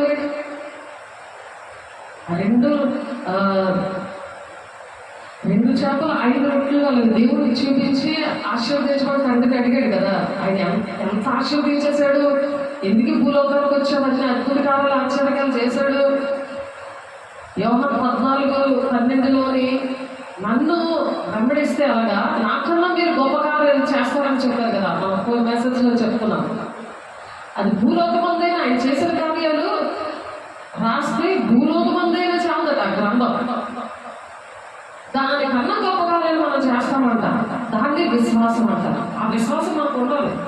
అన్ని గొప్ప కార్యాలు మనం చేస్తామంటే నువ్వు చిన్న డబ్బు కోసం నువ్వు ఆలోచించుకొని జీవితం అంతా పక్కన పెట్టుకొని జీవితం అంతా గుడి జాగ్రత్త చేసుకొని నీ ఒంట్లో ఉన్న శక్తి అంతా పాడు చేసుకొని దేవుని యొక్క అభిషేకం అంతా పాడు చేసుకొని దేవుని దగ్గర సమర్పణతో ఉండాలి. అలా ఉన్నప్పుడు దేవుడు కొంతమందినే దేవుడు నిర్ణయించాడంట నిత్య రాజ్యానికి వెళ్ళడానికి. సమర్పణ కలిగిన జీవితాలని దేవుడు ఇష్టపడుతున్నాడు. వాళ్ళకేలోకి చేయడు, వాళ్ళకేలోకి చేయడు. నేను అనుభవపూర్వకంగా చెప్తున్నాను. ఆ దినములలో నా దాసుల మీదను నా దాసుల మీదను నా ఆత్మను కుమ్మరిస్తామన్నాడు. అలాంటి వాళ్ళ మీద అంత మీద కుమ్మరించాడు. అలా కుమ్మరిస్తున్నాడు ఆయన. దేవుని అభిషేకంతో నింపుతూ ఉన్నాడు ఆయన. సంభవింపబోయే సంగతులు అలా బయలుపరుస్తూ ఉన్నాడు. దేవుని బిడ్డలారా, అది కుమ్మరిస్తూ ఎప్పుడో పొందుకుంటారు. ఎప్పుడో పొందుకొని మేము దేవుని ఆత్మ పొందుకున్నామండి. పరిశుద్ధాత్మ బాప్తిసం తీసుకున్నాం, తర్వాత పొందేసుకున్నాం కదా, పొందుకున్నట్టే కదా అంటుంది ఒక ఆమె. పరిశుద్ధాత్మను పొందుకున్నారు అంటే పొందుకోవాలమ్మా అంటే చూడండి 2 కొరింథీయులు రాసిన పత్రిక 4వ అధ్యాయంలో రోజు చెప్తున్నా, దేవుడు నాతో చెప్తుంటే మీతో చెప్తుంటారు, మీరు చిరాకుండా చెప్తారు నేను, ఎందుకంటే ఆయన మాట వింటే మంచిదా, నాకు మీ మాట వింటే మంచిదా, రోజు ఇదే చెప్తున్నారు, ఈ మాట చెప్తున్నారు అని బాధపడకండి. 2వ కొరింథీయులు రాసిన పత్రిక 4వ అధ్యాయంలో ఉంది చూసి, ఎందుకంటే ఆ వాక్యం పట్టుకొని మీరు అడగాలి. 2వ కొరింథీయులు రాసిన పత్రిక 4వ అధ్యాయము చూడండి. 2వ కొరింథీయులు రాసిన పత్రిక రాసుకోండి, అందరూ గుర్తుపెట్టుకోండి. వింటున్నాం, చదువురాని వాళ్ళు గుర్తుపెట్టుకోవాలి. అది పట్టుకొని అక్కడే చేతులెత్తి అడగాలి. అది చచ్చిపోయినా ఆ మాట మర్చిపోకూడదు. అదే ఆ రక్తంలోని కణకణాలు కూడా అది నిలిచిపోవలసిన మాట అన్నమాట. 2వ కొరింథీయులు రాసిన పత్రిక 4వ అధ్యాయము 16వ వచనం. కావున మేము అధైర్యపడం. నీటి మంత్రుల సింహంలో ధైర్యంగా ఉంటారు కదా, అదే విశ్వాసం అంటారు. ఆ ధైర్యాన్ని విశ్వాసం అంటారు. మేము అధైర్యపడము, మా బాహ్య పురుషుడు కృషించుచున్నాను మర్చిపోతున్నా సరే, ఈ నొప్పి ఆ నొప్పి పురుషుడు పడుకున్నానుకో దరిద్రం పడుకోవద్దు అంతే. ఊరంతా దరిద్రం వచ్చి నేను చూపేస్తుంది. సాతాను మోహం వస్తుంది. ఎందుకో తెలుసా? కావున మేము అధైర్యపడము, మా బాహ్య పురుషుడు కృషించుచున్నాను, అంతరంగ పురుషుడు దినము నూతన పరచబడుతున్నాడు. దేవునికి మహిమ కలుగుగాక. దినము రోజు స్నానం చేస్తున్నావా, మురుగుడ్లు వేసుకుంటున్నావా, కలర్ జరుగుతున్నట్టుగా జల్లేసుకొని వచ్చేస్తున్నావా, బాత్రూమ్ నుంచి సంబరాయిస్తావా, ఆ మురుగుడ్లే అలాగే వేసుకొని వస్తున్నావా? మరి శరీరానికి అంత నీకు దొరక గజ్జి వస్తుంది, నీకు అంత భయం వచ్చి శాండల్వుడ్ వాడతావు కదా, అంత పవర్ కావాలా, అంత చర్మం అంత చక్కగా ఉండాలని ఆశ ఉంది. కానీ ఆత్మ వెళ్ళిపోతుంది కదా, దానికి కూడా రోజు దినము నూతన పరచబడాలి కదా. దినము కూడా నూతనమైన వాక్యము, నూతనమైన విషయాలు, నూతనమైన కార్యాలు నీ ద్వారా దేవుడు చేయాలని కోరుకుంటున్నాడు. దేవుడి బిడ్డ నువ్వేం చేస్తున్నావు? మంచం కింద కొంచెం కింద పెడుతున్నావా? దేవుడు నేను వెలుగుగా చేస్తే ఆ దీపం ఆడిపోతుంది కదా. అది పనికిరాని పాత్రలాగా నన్ను విసిరేద్దు ప్రభువా అని దేవుడిని అడగాలి. ఆయన దగ్గరికి వచ్చిన త్రోసుకొచ్చే దేవుడు కాదైనా.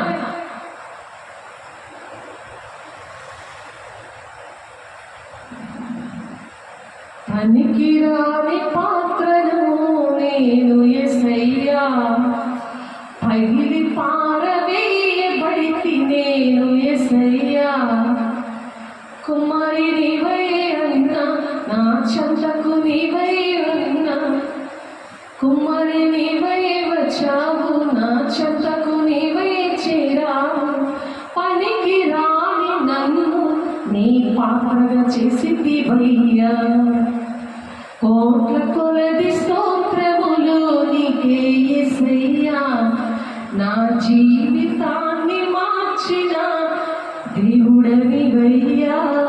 పనికిరాని పాత్రలు ఉన్న వాళ్ళని విసిరేశారు మనుషులు, కానీ పనికొచ్చే పాత్రగా ఆయన ఘనమైన పాత్రగా ఆయన చేతిలో బలమైన ఆయుధంగా దేవుడు చేశాడంటే కారణం ఏంటో తెలుసా? చూడండి, అపోస్తలుల కార్యం 2వ అధ్యాయంలో నా దినములో దాసుల మీదను నా దాసుల మీదను నా ఆత్మను కుమ్మరించాడని అంటున్నాడు. మహిమ కలుగుగాక. కుమ్మరిస్తుంటే నువ్వు ఆ దీపాన్ని తెచ్చి మంచం కింద పెట్టేస్తావా? ఆడిపోతుందా? అక్కడిపోతుంది ఇంటికి, అక్కడిపోతుంది కదా నీ ఇంటికి ఏం ఆశీర్వాదాలు లేవు కదా. మొదటి నీటిని రాజ్యాన్ని వెతకట్లేదు, వెతకుండా నీ అభిషేకం ఏం చేస్తున్నావు? మంచం కింద కొంచెం కింద అడుగున్నాం, అది ఎక్కడికి పోతుంది. ఇల్లు అవుతారా? ఇంట్లో వాళ్ళందరూ బాగుపడట్లేదు.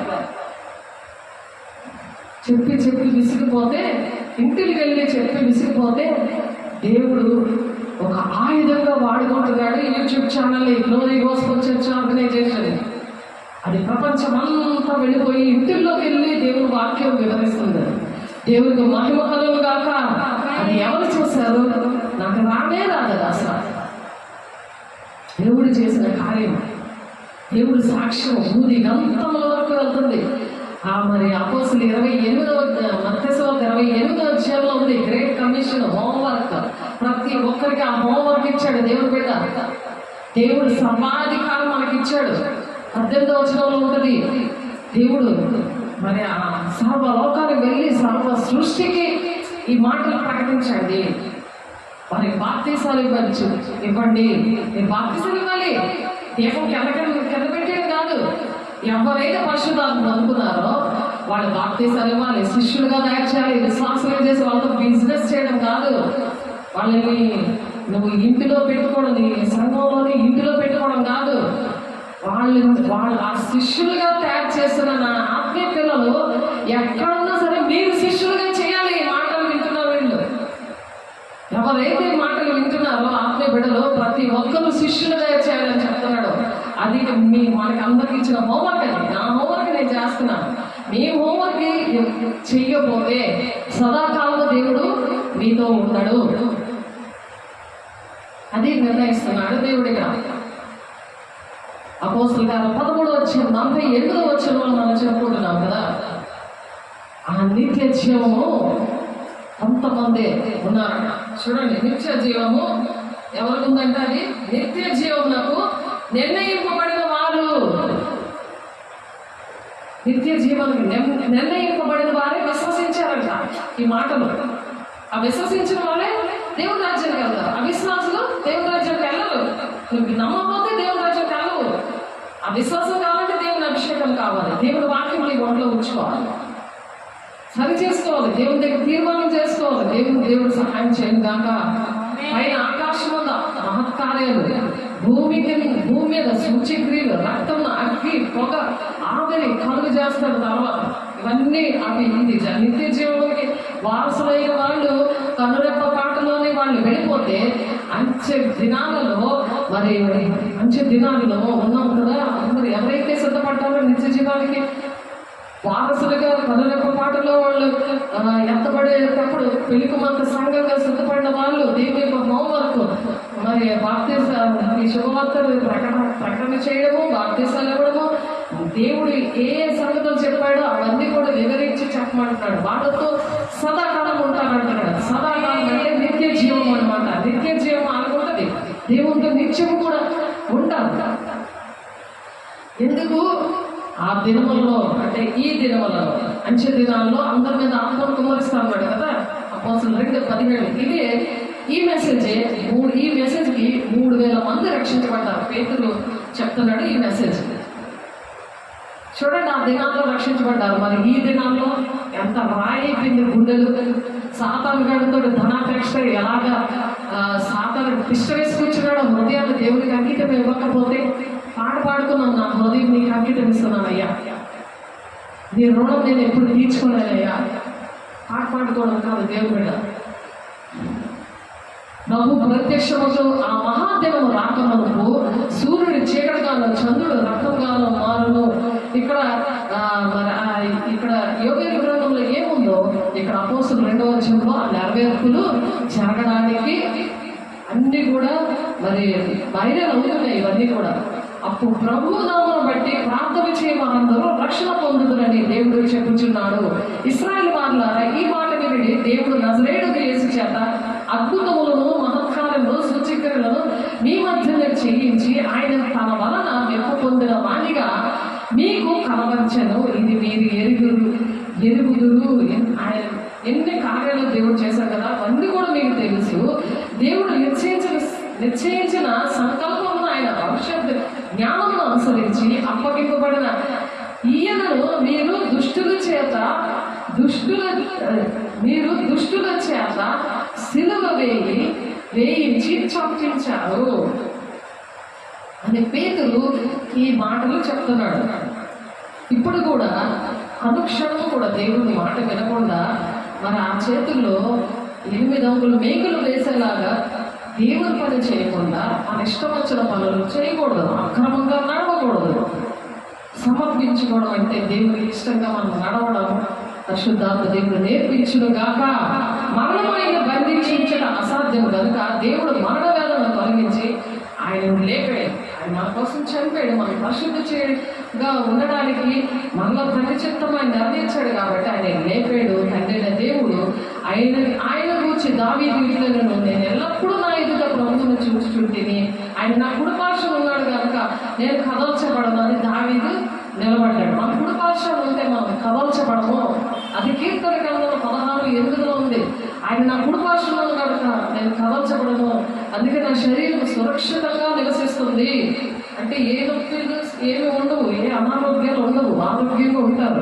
కావున నా హృదయం ఉల్లసించను, నా నాలుక ఆనందించను, మరియు నా శరీరం కూడా నిరీక్షణ కలిగి నిలకడగా ఉన్నాను అంటున్నాడు. దావీదు భక్తుడు ఇలా చెప్పాడు. మరి అని పేతురు చెప్తున్నాడు ఈ విషయాలు. అక్కడ మత్తులుగా పడి ఉన్నారని చెప్పారు కదా భాషలతో మాట్లాడితే. అందుకు ఇప్పుడు భాషలతో మనం మాట్లాడుతూ ఉంటే దేవుడితో మనం డైరెక్ట్గా మాట్లాడుతున్నప్పుడు సంభవింపబోయే సంగతులన్నీ కూడా మర్మాలన్నీ బోధిస్తూ ఉంటాడు. చూసారా మర్మాలు? అది బాగా ఆ వాక్యము కూడా ఉంది. 14:2 ఉంటుంది. నీవు నా ఆత్మను పాతాళంలో విడిచిపెట్టవు, నీ పరిశుద్ధుల్ని కుళ్ళు పట్టనీయవు. పరిశుద్ధుల్ని పాతాళంలో దేవుడు విడిచిపెట్టడు. నిత్య జీవనం నడిపించడానికి పరిశుద్ధుడు కుళ్ళు పట్టబోడు. కుళ్ళిపోయి ఏడరాడు, నాకు ఇది లేదు అది లేదు అనుకుని ఏడరాడు, బెంగెట్టేసుకోరు. నేను చచ్చిపోతాను అని అందరూ, ఇన్ని బాధలు ఉన్నాయి, నేను చచ్చిపోతాను, నాకు చచ్చిపోవాలని ఉంది అని అంటారు చాలా మంది. దేవుడి పిల్లలే, దేవుడు కామన్ భక్తులు కూడా అన్నారు కదా, నీకు జీవ మార్గంలో తెలిపినవి నీ దర్శనము, నాకు జీవ మార్గంలో తెలిపినవి నీ దర్శనం అనుగ్రహించి నన్ను ఉల్లాసముతో నింపెదవు. ఆ కుళ్ళిపోతున్న మనసుకి దేవుడు ఏం చేశాడంట? జీవ మార్గంలోకి నడిపించాడంట. నీ దర్శనమును అనుగ్రహించావు, నాకు దర్శనం ఇచ్చావు, నన్ను ఉల్లాసపరిచావు. మనుషులకు చెప్పుకుంటే ఫోన్లు చేసి 100 మందికి చెప్పేవనుకో, నీకు 4 మాటలు వేసి ఇంకా కుళ్ళు ఏడ్చినాక ఇంకా బాధపడిపోదు, ఇంకా అనారోగ్యం వచ్చి మంచం ఎక్కువ పడుకుంటావు తినకుండా. సహోదరులారా, మూల పురుషులకు దావీదుని గురించి మీతో నేను ధారాళంగా మాట్లాడవచ్చును. అతడు చనిపోయి సమాధి చేయబడను, అతని సమాధి నేటి వరకు మన మధ్యనున్నది. అతడు ప్రవక్తయుడని కనుక అతని గర్భఫలంలో నుండి అతని సింహాసనం మీద ఒకరు కూర్చుండబెట్టదును అని దేవుడు తనతో ప్రమాణపూర్వకంగా ఒట్టు పెట్టుకున్న సంగతి అతడు ఎరిగి, మరి క్రీస్తు పాతాళంలో విడవబడలేదని, ఆయన శరీరం కుళ్ళిపోలేదని దావీదు ముందుగా తెలుసుకొని ఆయన పునరుత్థానం గురించి దావీదు రాశాడు కీర్తన గ్రంథంలో. యేసు తిరిగి లెగిస్తాడని, ఆయన శరీరం 3వ రోజే లేస్తుంది, కుళ్ళి పట్టదు అని చెప్పి ఇవన్నీ కూడా చెప్పి పునరుత్థానము దేవుని కోసం దావీదు ముందుగానే చెప్పాడు. ఎందుకు? దేవుని ఆత్మ కుమ్మరించబడిన వాళ్ళకి అటువంటి విశ్వాసంతో ఇవన్నీ కూడా గ్రహిస్తారు. ఈ మెసేజ్ అంతా పేతురు గారు చెప్తున్నారు. భాషలతో మాట్లాడి, మరి ఆ భాషలతో మాట్లాడేవారిని అపహాస్యం చేస్తున్నందుకు. ఎందుకు అపహాస్యం చేశారు? వీళ్ళు భాషలతో మాట్లాడుతున్నారు, మరి అనేకమైన దేశాల నుండి వాళ్ళు వచ్చారు కదా, వాళ్ళకి అర్థమయ్యాయి ఈ మాటలు, వాళ్ళకి అర్థమయ్యాయి. నీకు ఎలాగ అర్థమవుతాయి? వాళ్ళ దేవునాత్మతో పొందుకున్నారు కాబట్టి, వీళ్ళని అగ్నిజీవాల వాటి ఆత్మతో నింపబడ్డారు కాబట్టి వాళ్ళకి ఆ యెరూషలేము జనాంగంలో అక్కడ ఆ పట్టణంలో వాళ్ళకి అర్థమయ్యాయి. ఇప్పుడు మన భాషతో మాట్లాడితే ఏదో ఊరు నుండి వస్తారు, వచ్చిన వాళ్ళకి అర్థమవుతాయి మన భాషలో, మీకు అర్థమవుతుంది. అది ఇక్కడ పైకి వచ్చిన వాళ్ళని మీరు చూస్తే అర్థమవుతుంది, మాట్లాడిన వాళ్ళకి అర్థమవుతుంది. అనేకమైన దేశాల నుండి 120 మంది వచ్చారు కదా, పైన ఉన్నది అది, దీని పైన ఉండే ఆ వచనాలన్నీ కూడా. ఇప్పుడు చదువుతున్నది 32వ వచనం, ముందు నుండి చదువుతున్నాం కదా, దానికన్నా పైన వచనాల్లో ఉన్నది. చూడండి, చదువుతాం కావాలంటే. 32వ వచనం కదా అది. ఒకసారి ఆ మాట చూస్తే ఎందుకు అర్థం అవ్వు? వాళ్ళ భాషలో మాట్లాడి వాళ్ళ యొక్క అపహాస్యం ఎందుకు చేశారు? అలా మనం అపహాస్యం చేయకూడదు. 4వ వచనం నుండి చదివితే అక్కడ ఉంటుంది. 4వ వచనం నుండి ఇది ఎస్తేర్ అనే ఆమె, ఎస్తేర్ అనే అమ్మాయి 3వ క్లాసులో ఉంటే నా కోసము ఈ మాటలు, ఈ 4వ వచనంలో మాట కోసం దేవుడు వాళ్ళతో మాట్లాడితే పక్కన చర్చికి పారిపోయారు. ఆ మాటలు వాళ్ళతో పరిశుద్ధాత్మతో నింపబడిన వారే ఆత్మ వారికి వాక్శక్తి అనుగ్రహించిన కొద్దీ అన్య భాషలతో మాట్లాడసాగారట. వాక్శక్తి అంటే అన్య భాషలతో మాట్లాడుతున్నప్పుడు ఆ అగ్ని వంటి ఆత్మ మనం ఏమంటే అవి జరుగుతాయి అన్నమాట. అందుకే భయపడ్డారు. ఏమంటే పాస్టర్ గారు అది జరిగిపోతుంది. మామూలుగా కథలు చెప్పి ఆశీర్వాదం చెప్పి ఆ చర్చికి వెళ్ళిపోవచ్చు అని అలాగా సాతానుడు నడిపించేశాడు. వాక్య ప్రకారము నడవలేకూడదు మనుషుల్ని. అందుకనే వాక్య ప్రకారము నడిచి ఓర్చుకోవాలి. అంత వరకు సహించేవాడే రక్షణ పొందుకుంటాడు, వాడికే జీవ కిందికి వస్తుంది అని ప్రకటన 2:10 అందుకే చెప్పారు వాక్యం. అందుకే మనం చదువుకోవాలి, దాని ప్రకారం నడవాలి, నడుస్తున్న వారితో సహవాసం చేయాలి. ఆ కాలమున ఆకాశం క్రింద నుండి ప్రతి జనములో నుండి వచ్చిన భక్తులు గల యూదులు యెరూషలేములో కాపురం ఉన్నారట. ఆ కాపురమున్న ఈ శబ్దము కలుగగా జనులు గుంపులకు కూడి వచ్చి ప్రతి మనుషుడు తన తన భాషతో వారు మాట్లాడుట విని, ఎవరైతే ఏ భాషలైతే మాట్లాడుతున్నారో అటువంటి ప్రజలు వచ్చి విభ్రాంతి పొందారు. ఏంటి మా భాషలో మాట్లాడతారు. ఇక్కడ జనగుడిలో కవిత అనే వారి కుటుంబంలో వారి మధ్యాహ్నము మనం ప్రార్థన చేస్తుంటే కవిత నేను మరి భాషలతో మేము మాట్లాడుతుంటే వాళ్ళ నాన్న విషయంలో బయలుపరుస్తున్నాడు భాషలతో. అలా నా దగ్గర ఉన్నాడు, వాడు ₹1,00,000 జీతం అందుకుంటున్నాడు, మోసం చేశాడు, 30,000 పెట్టారు మీరు, నన్నేమో 50,000 అడిగారు. ఆ సబ్మెరీన్ షిప్ ఎక్కడానికి 50,000 వాళ్ళు లంచం అడుగుతున్నారు.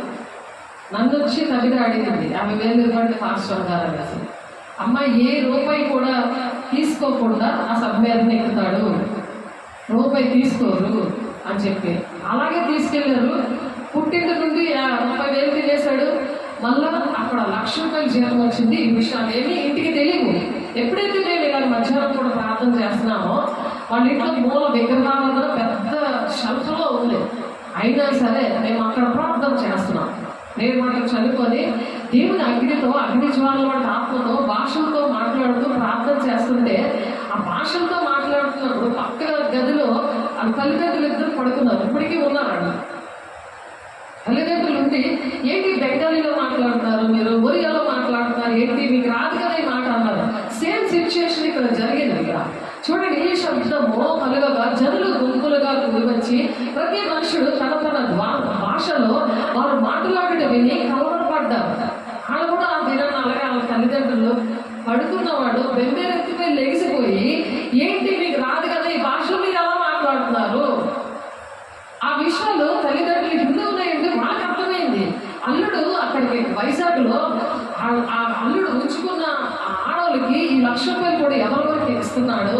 ఆ విషయాలన్నీ కూడా మనవులు ఇద్దరికి బాప్తీసాలు ఇప్పించింది. ఆమె బలవంతంగా నాతో ఇప్పించింది. అమ్మో బాప్తీసాలు తీసుకుంటే పరిశుద్ధాత్మను పొందుకుంటారు. వీళ్ళకి కొన్ని విషయాలు తెలిస్తే ఎవరి పిల్లలు పాడైపోతారు.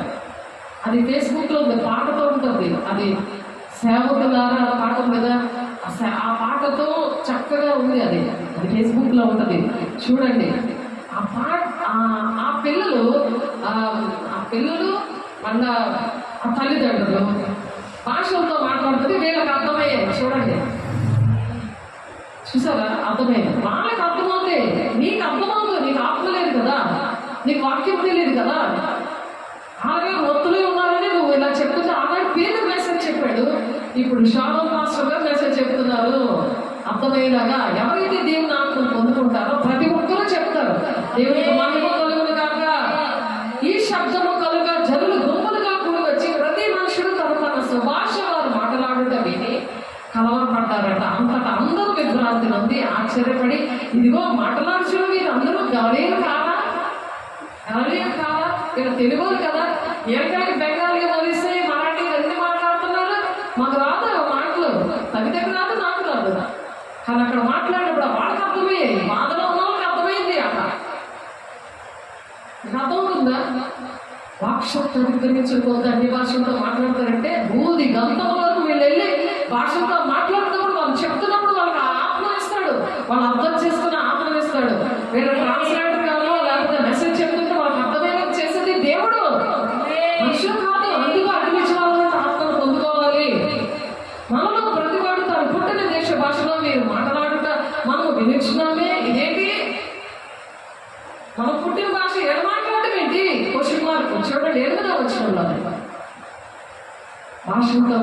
ఉంటుంది, నీ ముఖం వెలుగ్గా ఉంటుంది, అన్ని జనులకి వెలుగ్గా ఉంటావు. దేవుని బిడ్డ ఇష్టమేనా? నీ బిడ్డలు ఎందుకు ఈ గ్రామాన్ని తీసుకొచ్చాడు? ఆత్మీయ బిడ్డలు అందరికీ ఇచ్చిన వర్క్ ఇది. చెయ్యాలి, మీరు ఎక్కడ ఉన్నా చెయ్యాలి పని. అన్ని జనులు వెలుగ్గా ఉండాలి. పార్తీయులు, మాదీయులు, ఎలామీయులు, మెసొపొతేమియా, యూదయ, కప్పదొకియ, పొంతు, ఆసియా, ఫ్రుగియా, పంఫిలియా, ఐగుప్తు అను దేశంలో అంతటి వారు కూడా కురేనియా దగ్గర లిబియా ప్రాంతంలో యందు కాపురమున్న వారు, రోమ నుండి ప్రవాసులుగా వచ్చిన వారు, యూదులు, యోధ మత ప్రవిష్టులు, క్రేతీయులు, అరబ్బీలు మొదలైన మనం అందరము ఎంతమంది విన్నారు, ఎంతమందికి అర్థమైంది భాషలు. నీకెందుకు అర్థమవుతాయి? దేవుని ఆత్మ పొందుకుంటే నీకు ఒక సమస్యలో ఉంటే నీకు అర్థమవుతుంది. అలా సమస్యలో ఉన్నారు, వాళ్ళకి అర్థమైంది. నాకు ప్రాక్టికల్గా దేవుడు ఈ ఊరు తీసుకొచ్చి అన్ని జనుల దగ్గర వెలుగుగా పెట్టి నాకు అర్థమైంది, వాళ్ళకి అర్థమైంది. నీకు అర్థమవుతుంది కదా. అపహాస్యం చేస్తున్నారు, భాషలతో మాట్లాడడం. నేను ఒకప్పుడు అపహాస్యం చేసినప్పుడు కంటోన్మెంట్ చర్చిలో కింద అక్కడ మరి విజయవాడ బెరాక చర్చి నుండి వచ్చారు.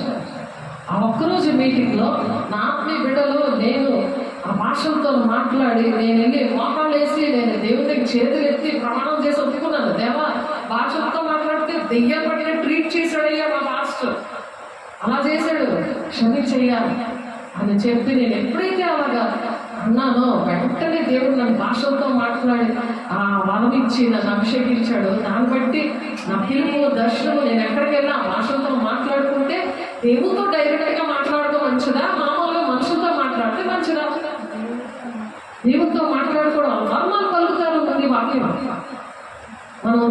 మనకి ఏంటంటే అభిషేకము ఫుల్ఫిల్ అవుతుంది, కుమ్మరిస్తాడు అనమాట. కొరతలే నాకుతో దేవుడు నింపేస్తా ఉంటాడు.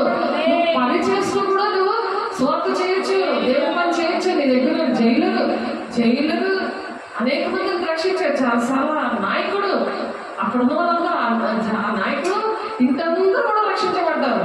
పేతురు, యోహాను అక్కడ పాటలు పాడుతుంటే అక్కడ అది బంధించేసినా సరే ఆ పాటలు పాడి దేవుడు స్తుతిస్తున్నారు.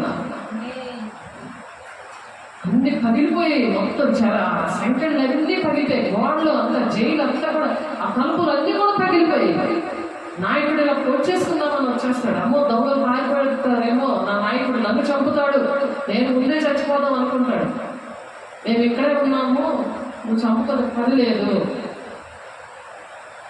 అది ఎప్పుడైతే సాక్ష్యంగా ఉందో మేము కూడా రక్షణ పొందుకుంటాం, మేమేం చేయాలని అడుగుతాడు ఆ చెరసాల నాయకుడు. మీరు మీ ఇంటి వారు బాప్తీసం పొందుకున్నప్పుడు మీరు రక్షణ పొందుకుంటాడంటే ఆ రాత్రి అందరూ కూడా బాప్తీసాలు పొందుకొని రక్షణ పొందుకుంటారు. దేవునికి మహిమ కలుగుగాక. చూడండి, జైల్లో ఉన్నా నువ్వు ఏ ఉద్యోగం చేసినా అగ్నిజ్వాల ఆత్మను పొందుకున్నప్పుడు ఎక్కడికి వెళ్ళినా సరే దేవుడు నీతో ఉండి దేవుడి మాటలను ప్రకటిస్తాడు. నీ ద్వారా కార్యాలు దేవుడు చేస్తాడు.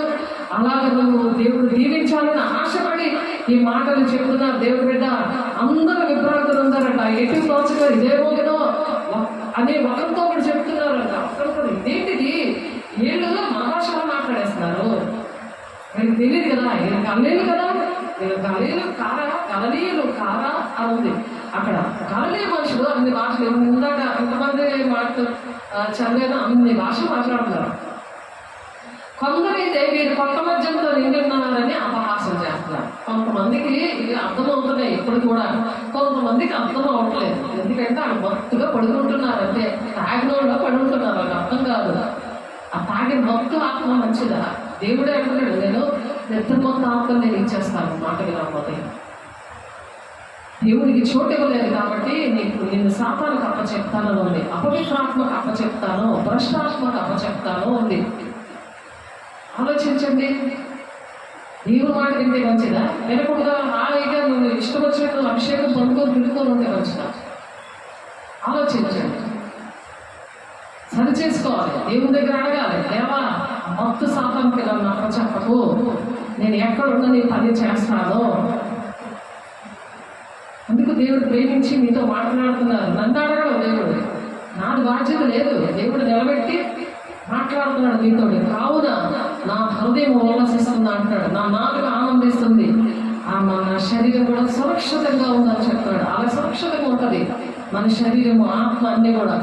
మీరు సిలువ వేసిన ఈ యేసుని దేవుడు ప్రభువుగా క్రీస్తుగా నియమించాడు. ఇశ్రాయేలు వంశం అంతే రూఢిగా తెలుసుకోవాలి అని ఆనాడు చెప్తే, ఇప్పటికీ కూడా యూదులు యేసే చనిపోయినట్టు తెలీదు, అని తిరిగి లేచాడని తెలీదు, ఆయన నిజమైన దేవుడు అని తెలియదు ఇశ్రాయేలు ప్రజలకి.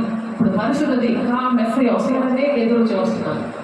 అందుకని అన్య జనులైన మన దగ్గరకు వచ్చి ఆ పనికిరాని పాత్రను, విశ్లేషణ పాత్రని దేవుడు బాగు చేశాడు. అప్పుడు ఇశ్రాయేల్ ప్రజలదే దేవుడు రాజ్యము. ఇశ్రాయేల్ ప్రజలంటే దేవుడికి ఇష్టం. తప్పు చేసిన ఇంకా దేవుడు ప్రేమిస్తున్నాడు. వాళ్ళు విడపడతారు. మనమైతే ఎత్తబడే గుంపులో ఉంటాము. విడపడతారు వాళ్ళు. విడపడ్డాక అంత్యక్రీస్తు వచ్చి నా హింసలు పెట్టేస్తుంటే, సాతానుడు మరి చర్చలోనే కూర్చొని నేనే దేవుడు అని అంత్యక్రీస్తు అంటుంటే, అప్పుడు కొండలకు పారిపోతూ ఉంటారు. ఆ బండ సందులో దూరిపోతూ ఉంటారు. అలాంటప్పుడు దేవుడు మరి రెండవ రాకడలో ఎత్తబడిన సంఘం అనే మనతో ఆయన మళ్ళా ఆయన రాబోతున్నాడు. మళ్ళా రెండవ రాకడలో రెండునే, ఒకటి రహస్య రాకడ, రెండవది బహిరంగ రాకడ. ప్రతి నేత్రము చూస్తుంది, రొమ్ము కొట్టుకుంటారు ప్రతి ఒక్కరు కూడా. రహస్య రాకడలో చాలా మంది వెళ్ళిపోతారు. సదాకాలం దేవుడితో ఉండడానికి మనం సిద్ధపడాలి. దేవుని తండ్రి చిత్తాన్ని నెరవేర్చాలి. నీ పట్ల దేవుడికి ఉన్న ప్రణాళిక ఏంటి, నీకే డ్యూటీ చెప్పారు, ఏది చెప్పాడైనా. అందుకే ధనానికి దేవునికి దాసులు కాలేరు. మనం దేవునికే దాసులు, ధనానికి మనం దాసులు కాము. కాబట్టి వారి మాట విని హృదయంలో నొచ్చుకొని, సహోదరులారా మేమేమి చేతులని పేరుని కడమ అపోస్తులను అడిగాడు అన్నమాట. వీళ్ళందరూ కూడా ఈ మాటలు చెప్తుంటే, అమ్మ బాబాయ్ హృదయం నొచ్చుకుందంట.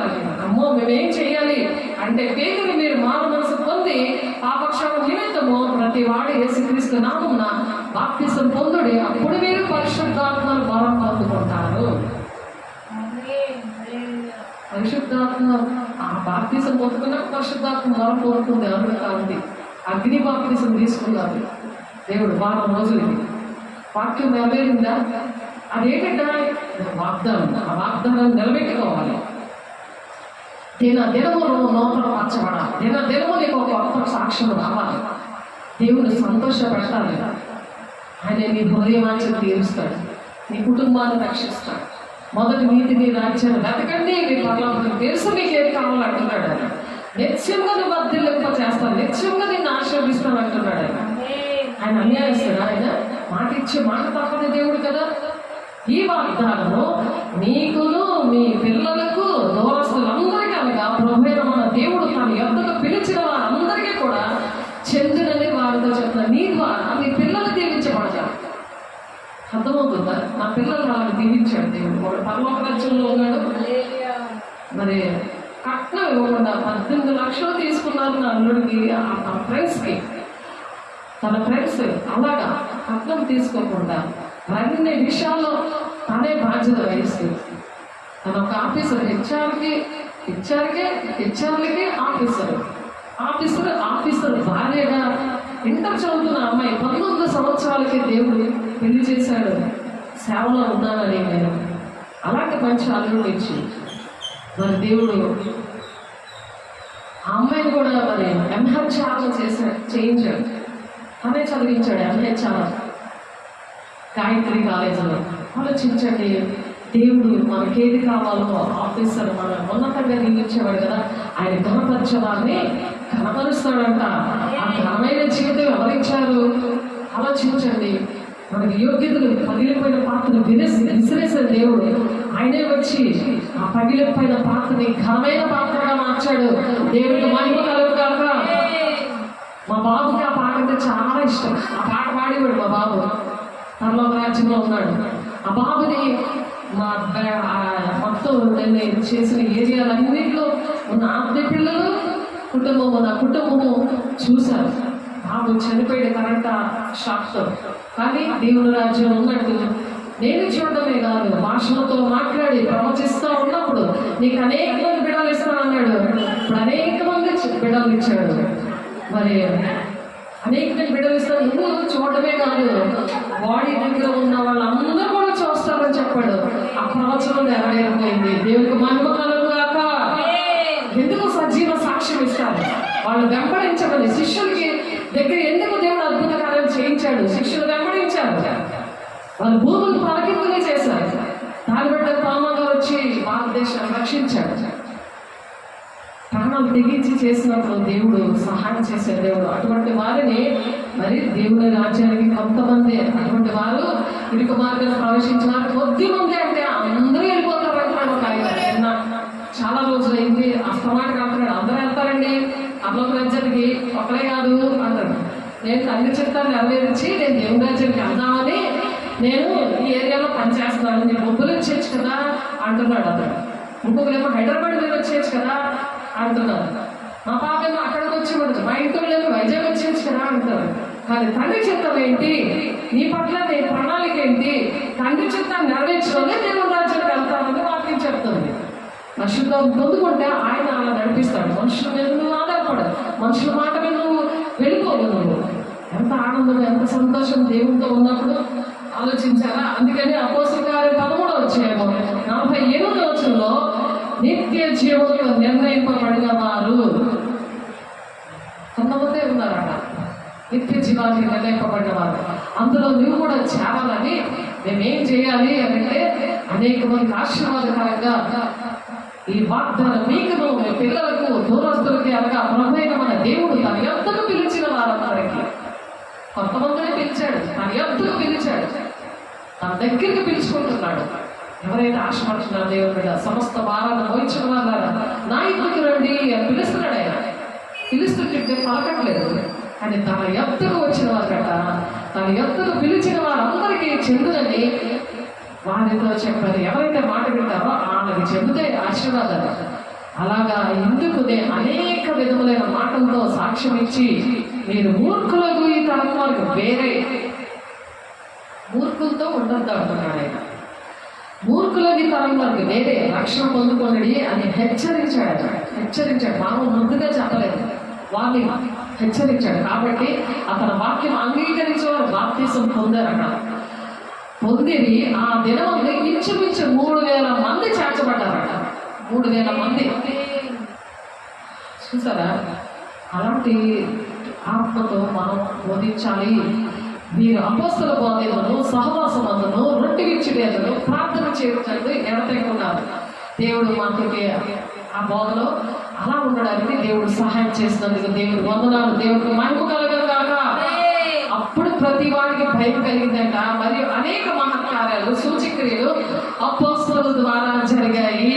ఎవరి ద్వారా జరిగితే ఇప్పుడు జరగట్లేదు, ఎవరి ద్వారా జరిగితే ఈ కొంతమంది ఎవరైతే ఏర్పాటు చేస్తున్నారో వాళ్ళ ద్వారా జరుగుతాయి. కాబట్టి విశ్వసించిన వారందరూ ఏకంగా కూడి తనకు కలిగినంతా కూడా సమష్టిగా ఉంచుకున్నారట. వాళ్ళందరికీ ఒక ఏకమనసు ఉన్నది, అందరూ ఒక దగ్గర పెట్టుకుంటారు, పెట్టుకొని వారి మరియు వారి ఏకమనసులో ప్రతి దినము దేవాలయంలో తప్పక కూడుకుంటారు. దేవాలయం మనకి 24 గంటలు ఓపెన్గా ఉంటుంది. ఆ తాళాలు మొంగళంలో తాళం కూడా ముగ్గురు దగ్గర ఉంది, ఇక్కడ కూడా అలాగే ఉంది. మరియు వారి ఏకమనసులో ప్రతి దినము దేవాలయంలో తప్పక కూడుకోవచ్చు, ఇంటింటారు ఉపయోగించచ్చు, దేవుని స్తుతించచ్చు. ప్రజలందరూ వల్ల దయ పొందిన వారే ఆనందముతోనూ నిష్కపటమైన హృదయముతోనూ ఆహారము పుచ్చుకొనిచుండరి. మరియు ప్రభు రక్షణ పొందుచున్న వారిని దినము వారితో చేర్చుకోవాలి. దినము కూడా యేసు శరీర రక్తం తీసుకొని దానికి కారణం ఏంటి? ఆయన మరణాన్ని ప్రచురణ చేయాలి. చేస్తున్నారా? ఎందుకు తీసుకోవాలి? అలాగా అపోస్తలుగా వాడబడ్డానికి యేసయ్య అలాంటి పనులు చేశారు. రోగులు స్వస్థపరిచారు, దెయ్యాలు వెళ్ళగొట్టారు, మరి దేవుడు పాములు ఎత్తు పట్టుకున్నారు. విషకరమైన ఏది తాగితే సరే ఏమి జరగకుండా మనం నమ్మాలి. అది విశ్వాసం ఉంచిన వారితోనే దేవుడు నిత్య జీవానికి నడిపిస్తాను అంటున్నాడు. దేవుడి మాటలు దీవించుగాక. ప్రార్థన చేసుకుందాం. పరిశుద్ధుడ ప్రేమగల దేవ, అభిషేక్తుడ నాయన, మహిమగల దేవ, నిన్న వాక్యాన్ని నూరంతలుగా ఫలవంతంగా నాయన నీ బిడ్డలు ఫలింపచేయండి ప్రభా. నీ కృపలో భద్రపరచండి. నీ మహిమతో నీ బిడ్డలు నింపండి ప్రభా. అయా తీర్మానాలు చేసుకోవడానికి సహాయం చేయండి ప్రభా. అయా నాయన మా జీవితాలు నీకు అంకితము అని చెప్పి ప్రభా. పరిశుద్ధత ఆత్మ శరీరము పరిశుద్ధంగా ఉండి అయా నీ ఆత్మను ఆ విధంగా నాయన దినము కూడా నూతన పరచబడాలని చెప్తున్నావు ప్రభా. అప్పుడు నాయన పిల్లలకి దూరస్తులకి అది వాగ్దానము నా తండ్రిదైనా అయ్యా 1000 తరాల వరకు దీవెన అని చెప్తున్నా ప్రభా. అయ్యా పరిశుద్ధాత్ముడా, అయ్యా నీకు వందనాలు. మీరు వచ్చి మాట్లాడినందుకు, అయ్యా మమ్మల్ని బలపరిచినందుకు, మమ్మల్ని స్థిరం క్రీస్తు అనే బండ మీద మమ్మల్ని నిలబెట్టినందుకు, అయ్యా వాక్యాన్ని ఎవరైతే ఓర్పుతో అంగీకరిస్తారో శోధన కాలంలో నేను వారిని దాస్తానని చెప్తున్నా ప్రభా. అయ్యా ఈ శోధన కాలంలో, ఈ అంత్య దినాల్లో మమ్మల్ని దాచి కాచి కాపాడుతున్న దేవా, ఈ కోట్లాది వందనాలు స్తోత్రాలు చెల్లిస్తూ యేసే పరిశుద్ధ నామములో బ్రతిమలాడి వేడుకుంటున్నాను తండ్రి. ఆమేన్. తండ్రి యొక్క దీవెన, కుమారుని యొక్క కృప, పరిశుద్ధాత్మిక నిత్య సహవాసం సదా కాలము తోడై నడిపించును గాక. ఆమేన్. దేవుడు మిమ్మల్ని దీవించును గాక, ఆశీర్వదించును గాక. God bless you. దేవునికి మహిమ కలుగును గాక.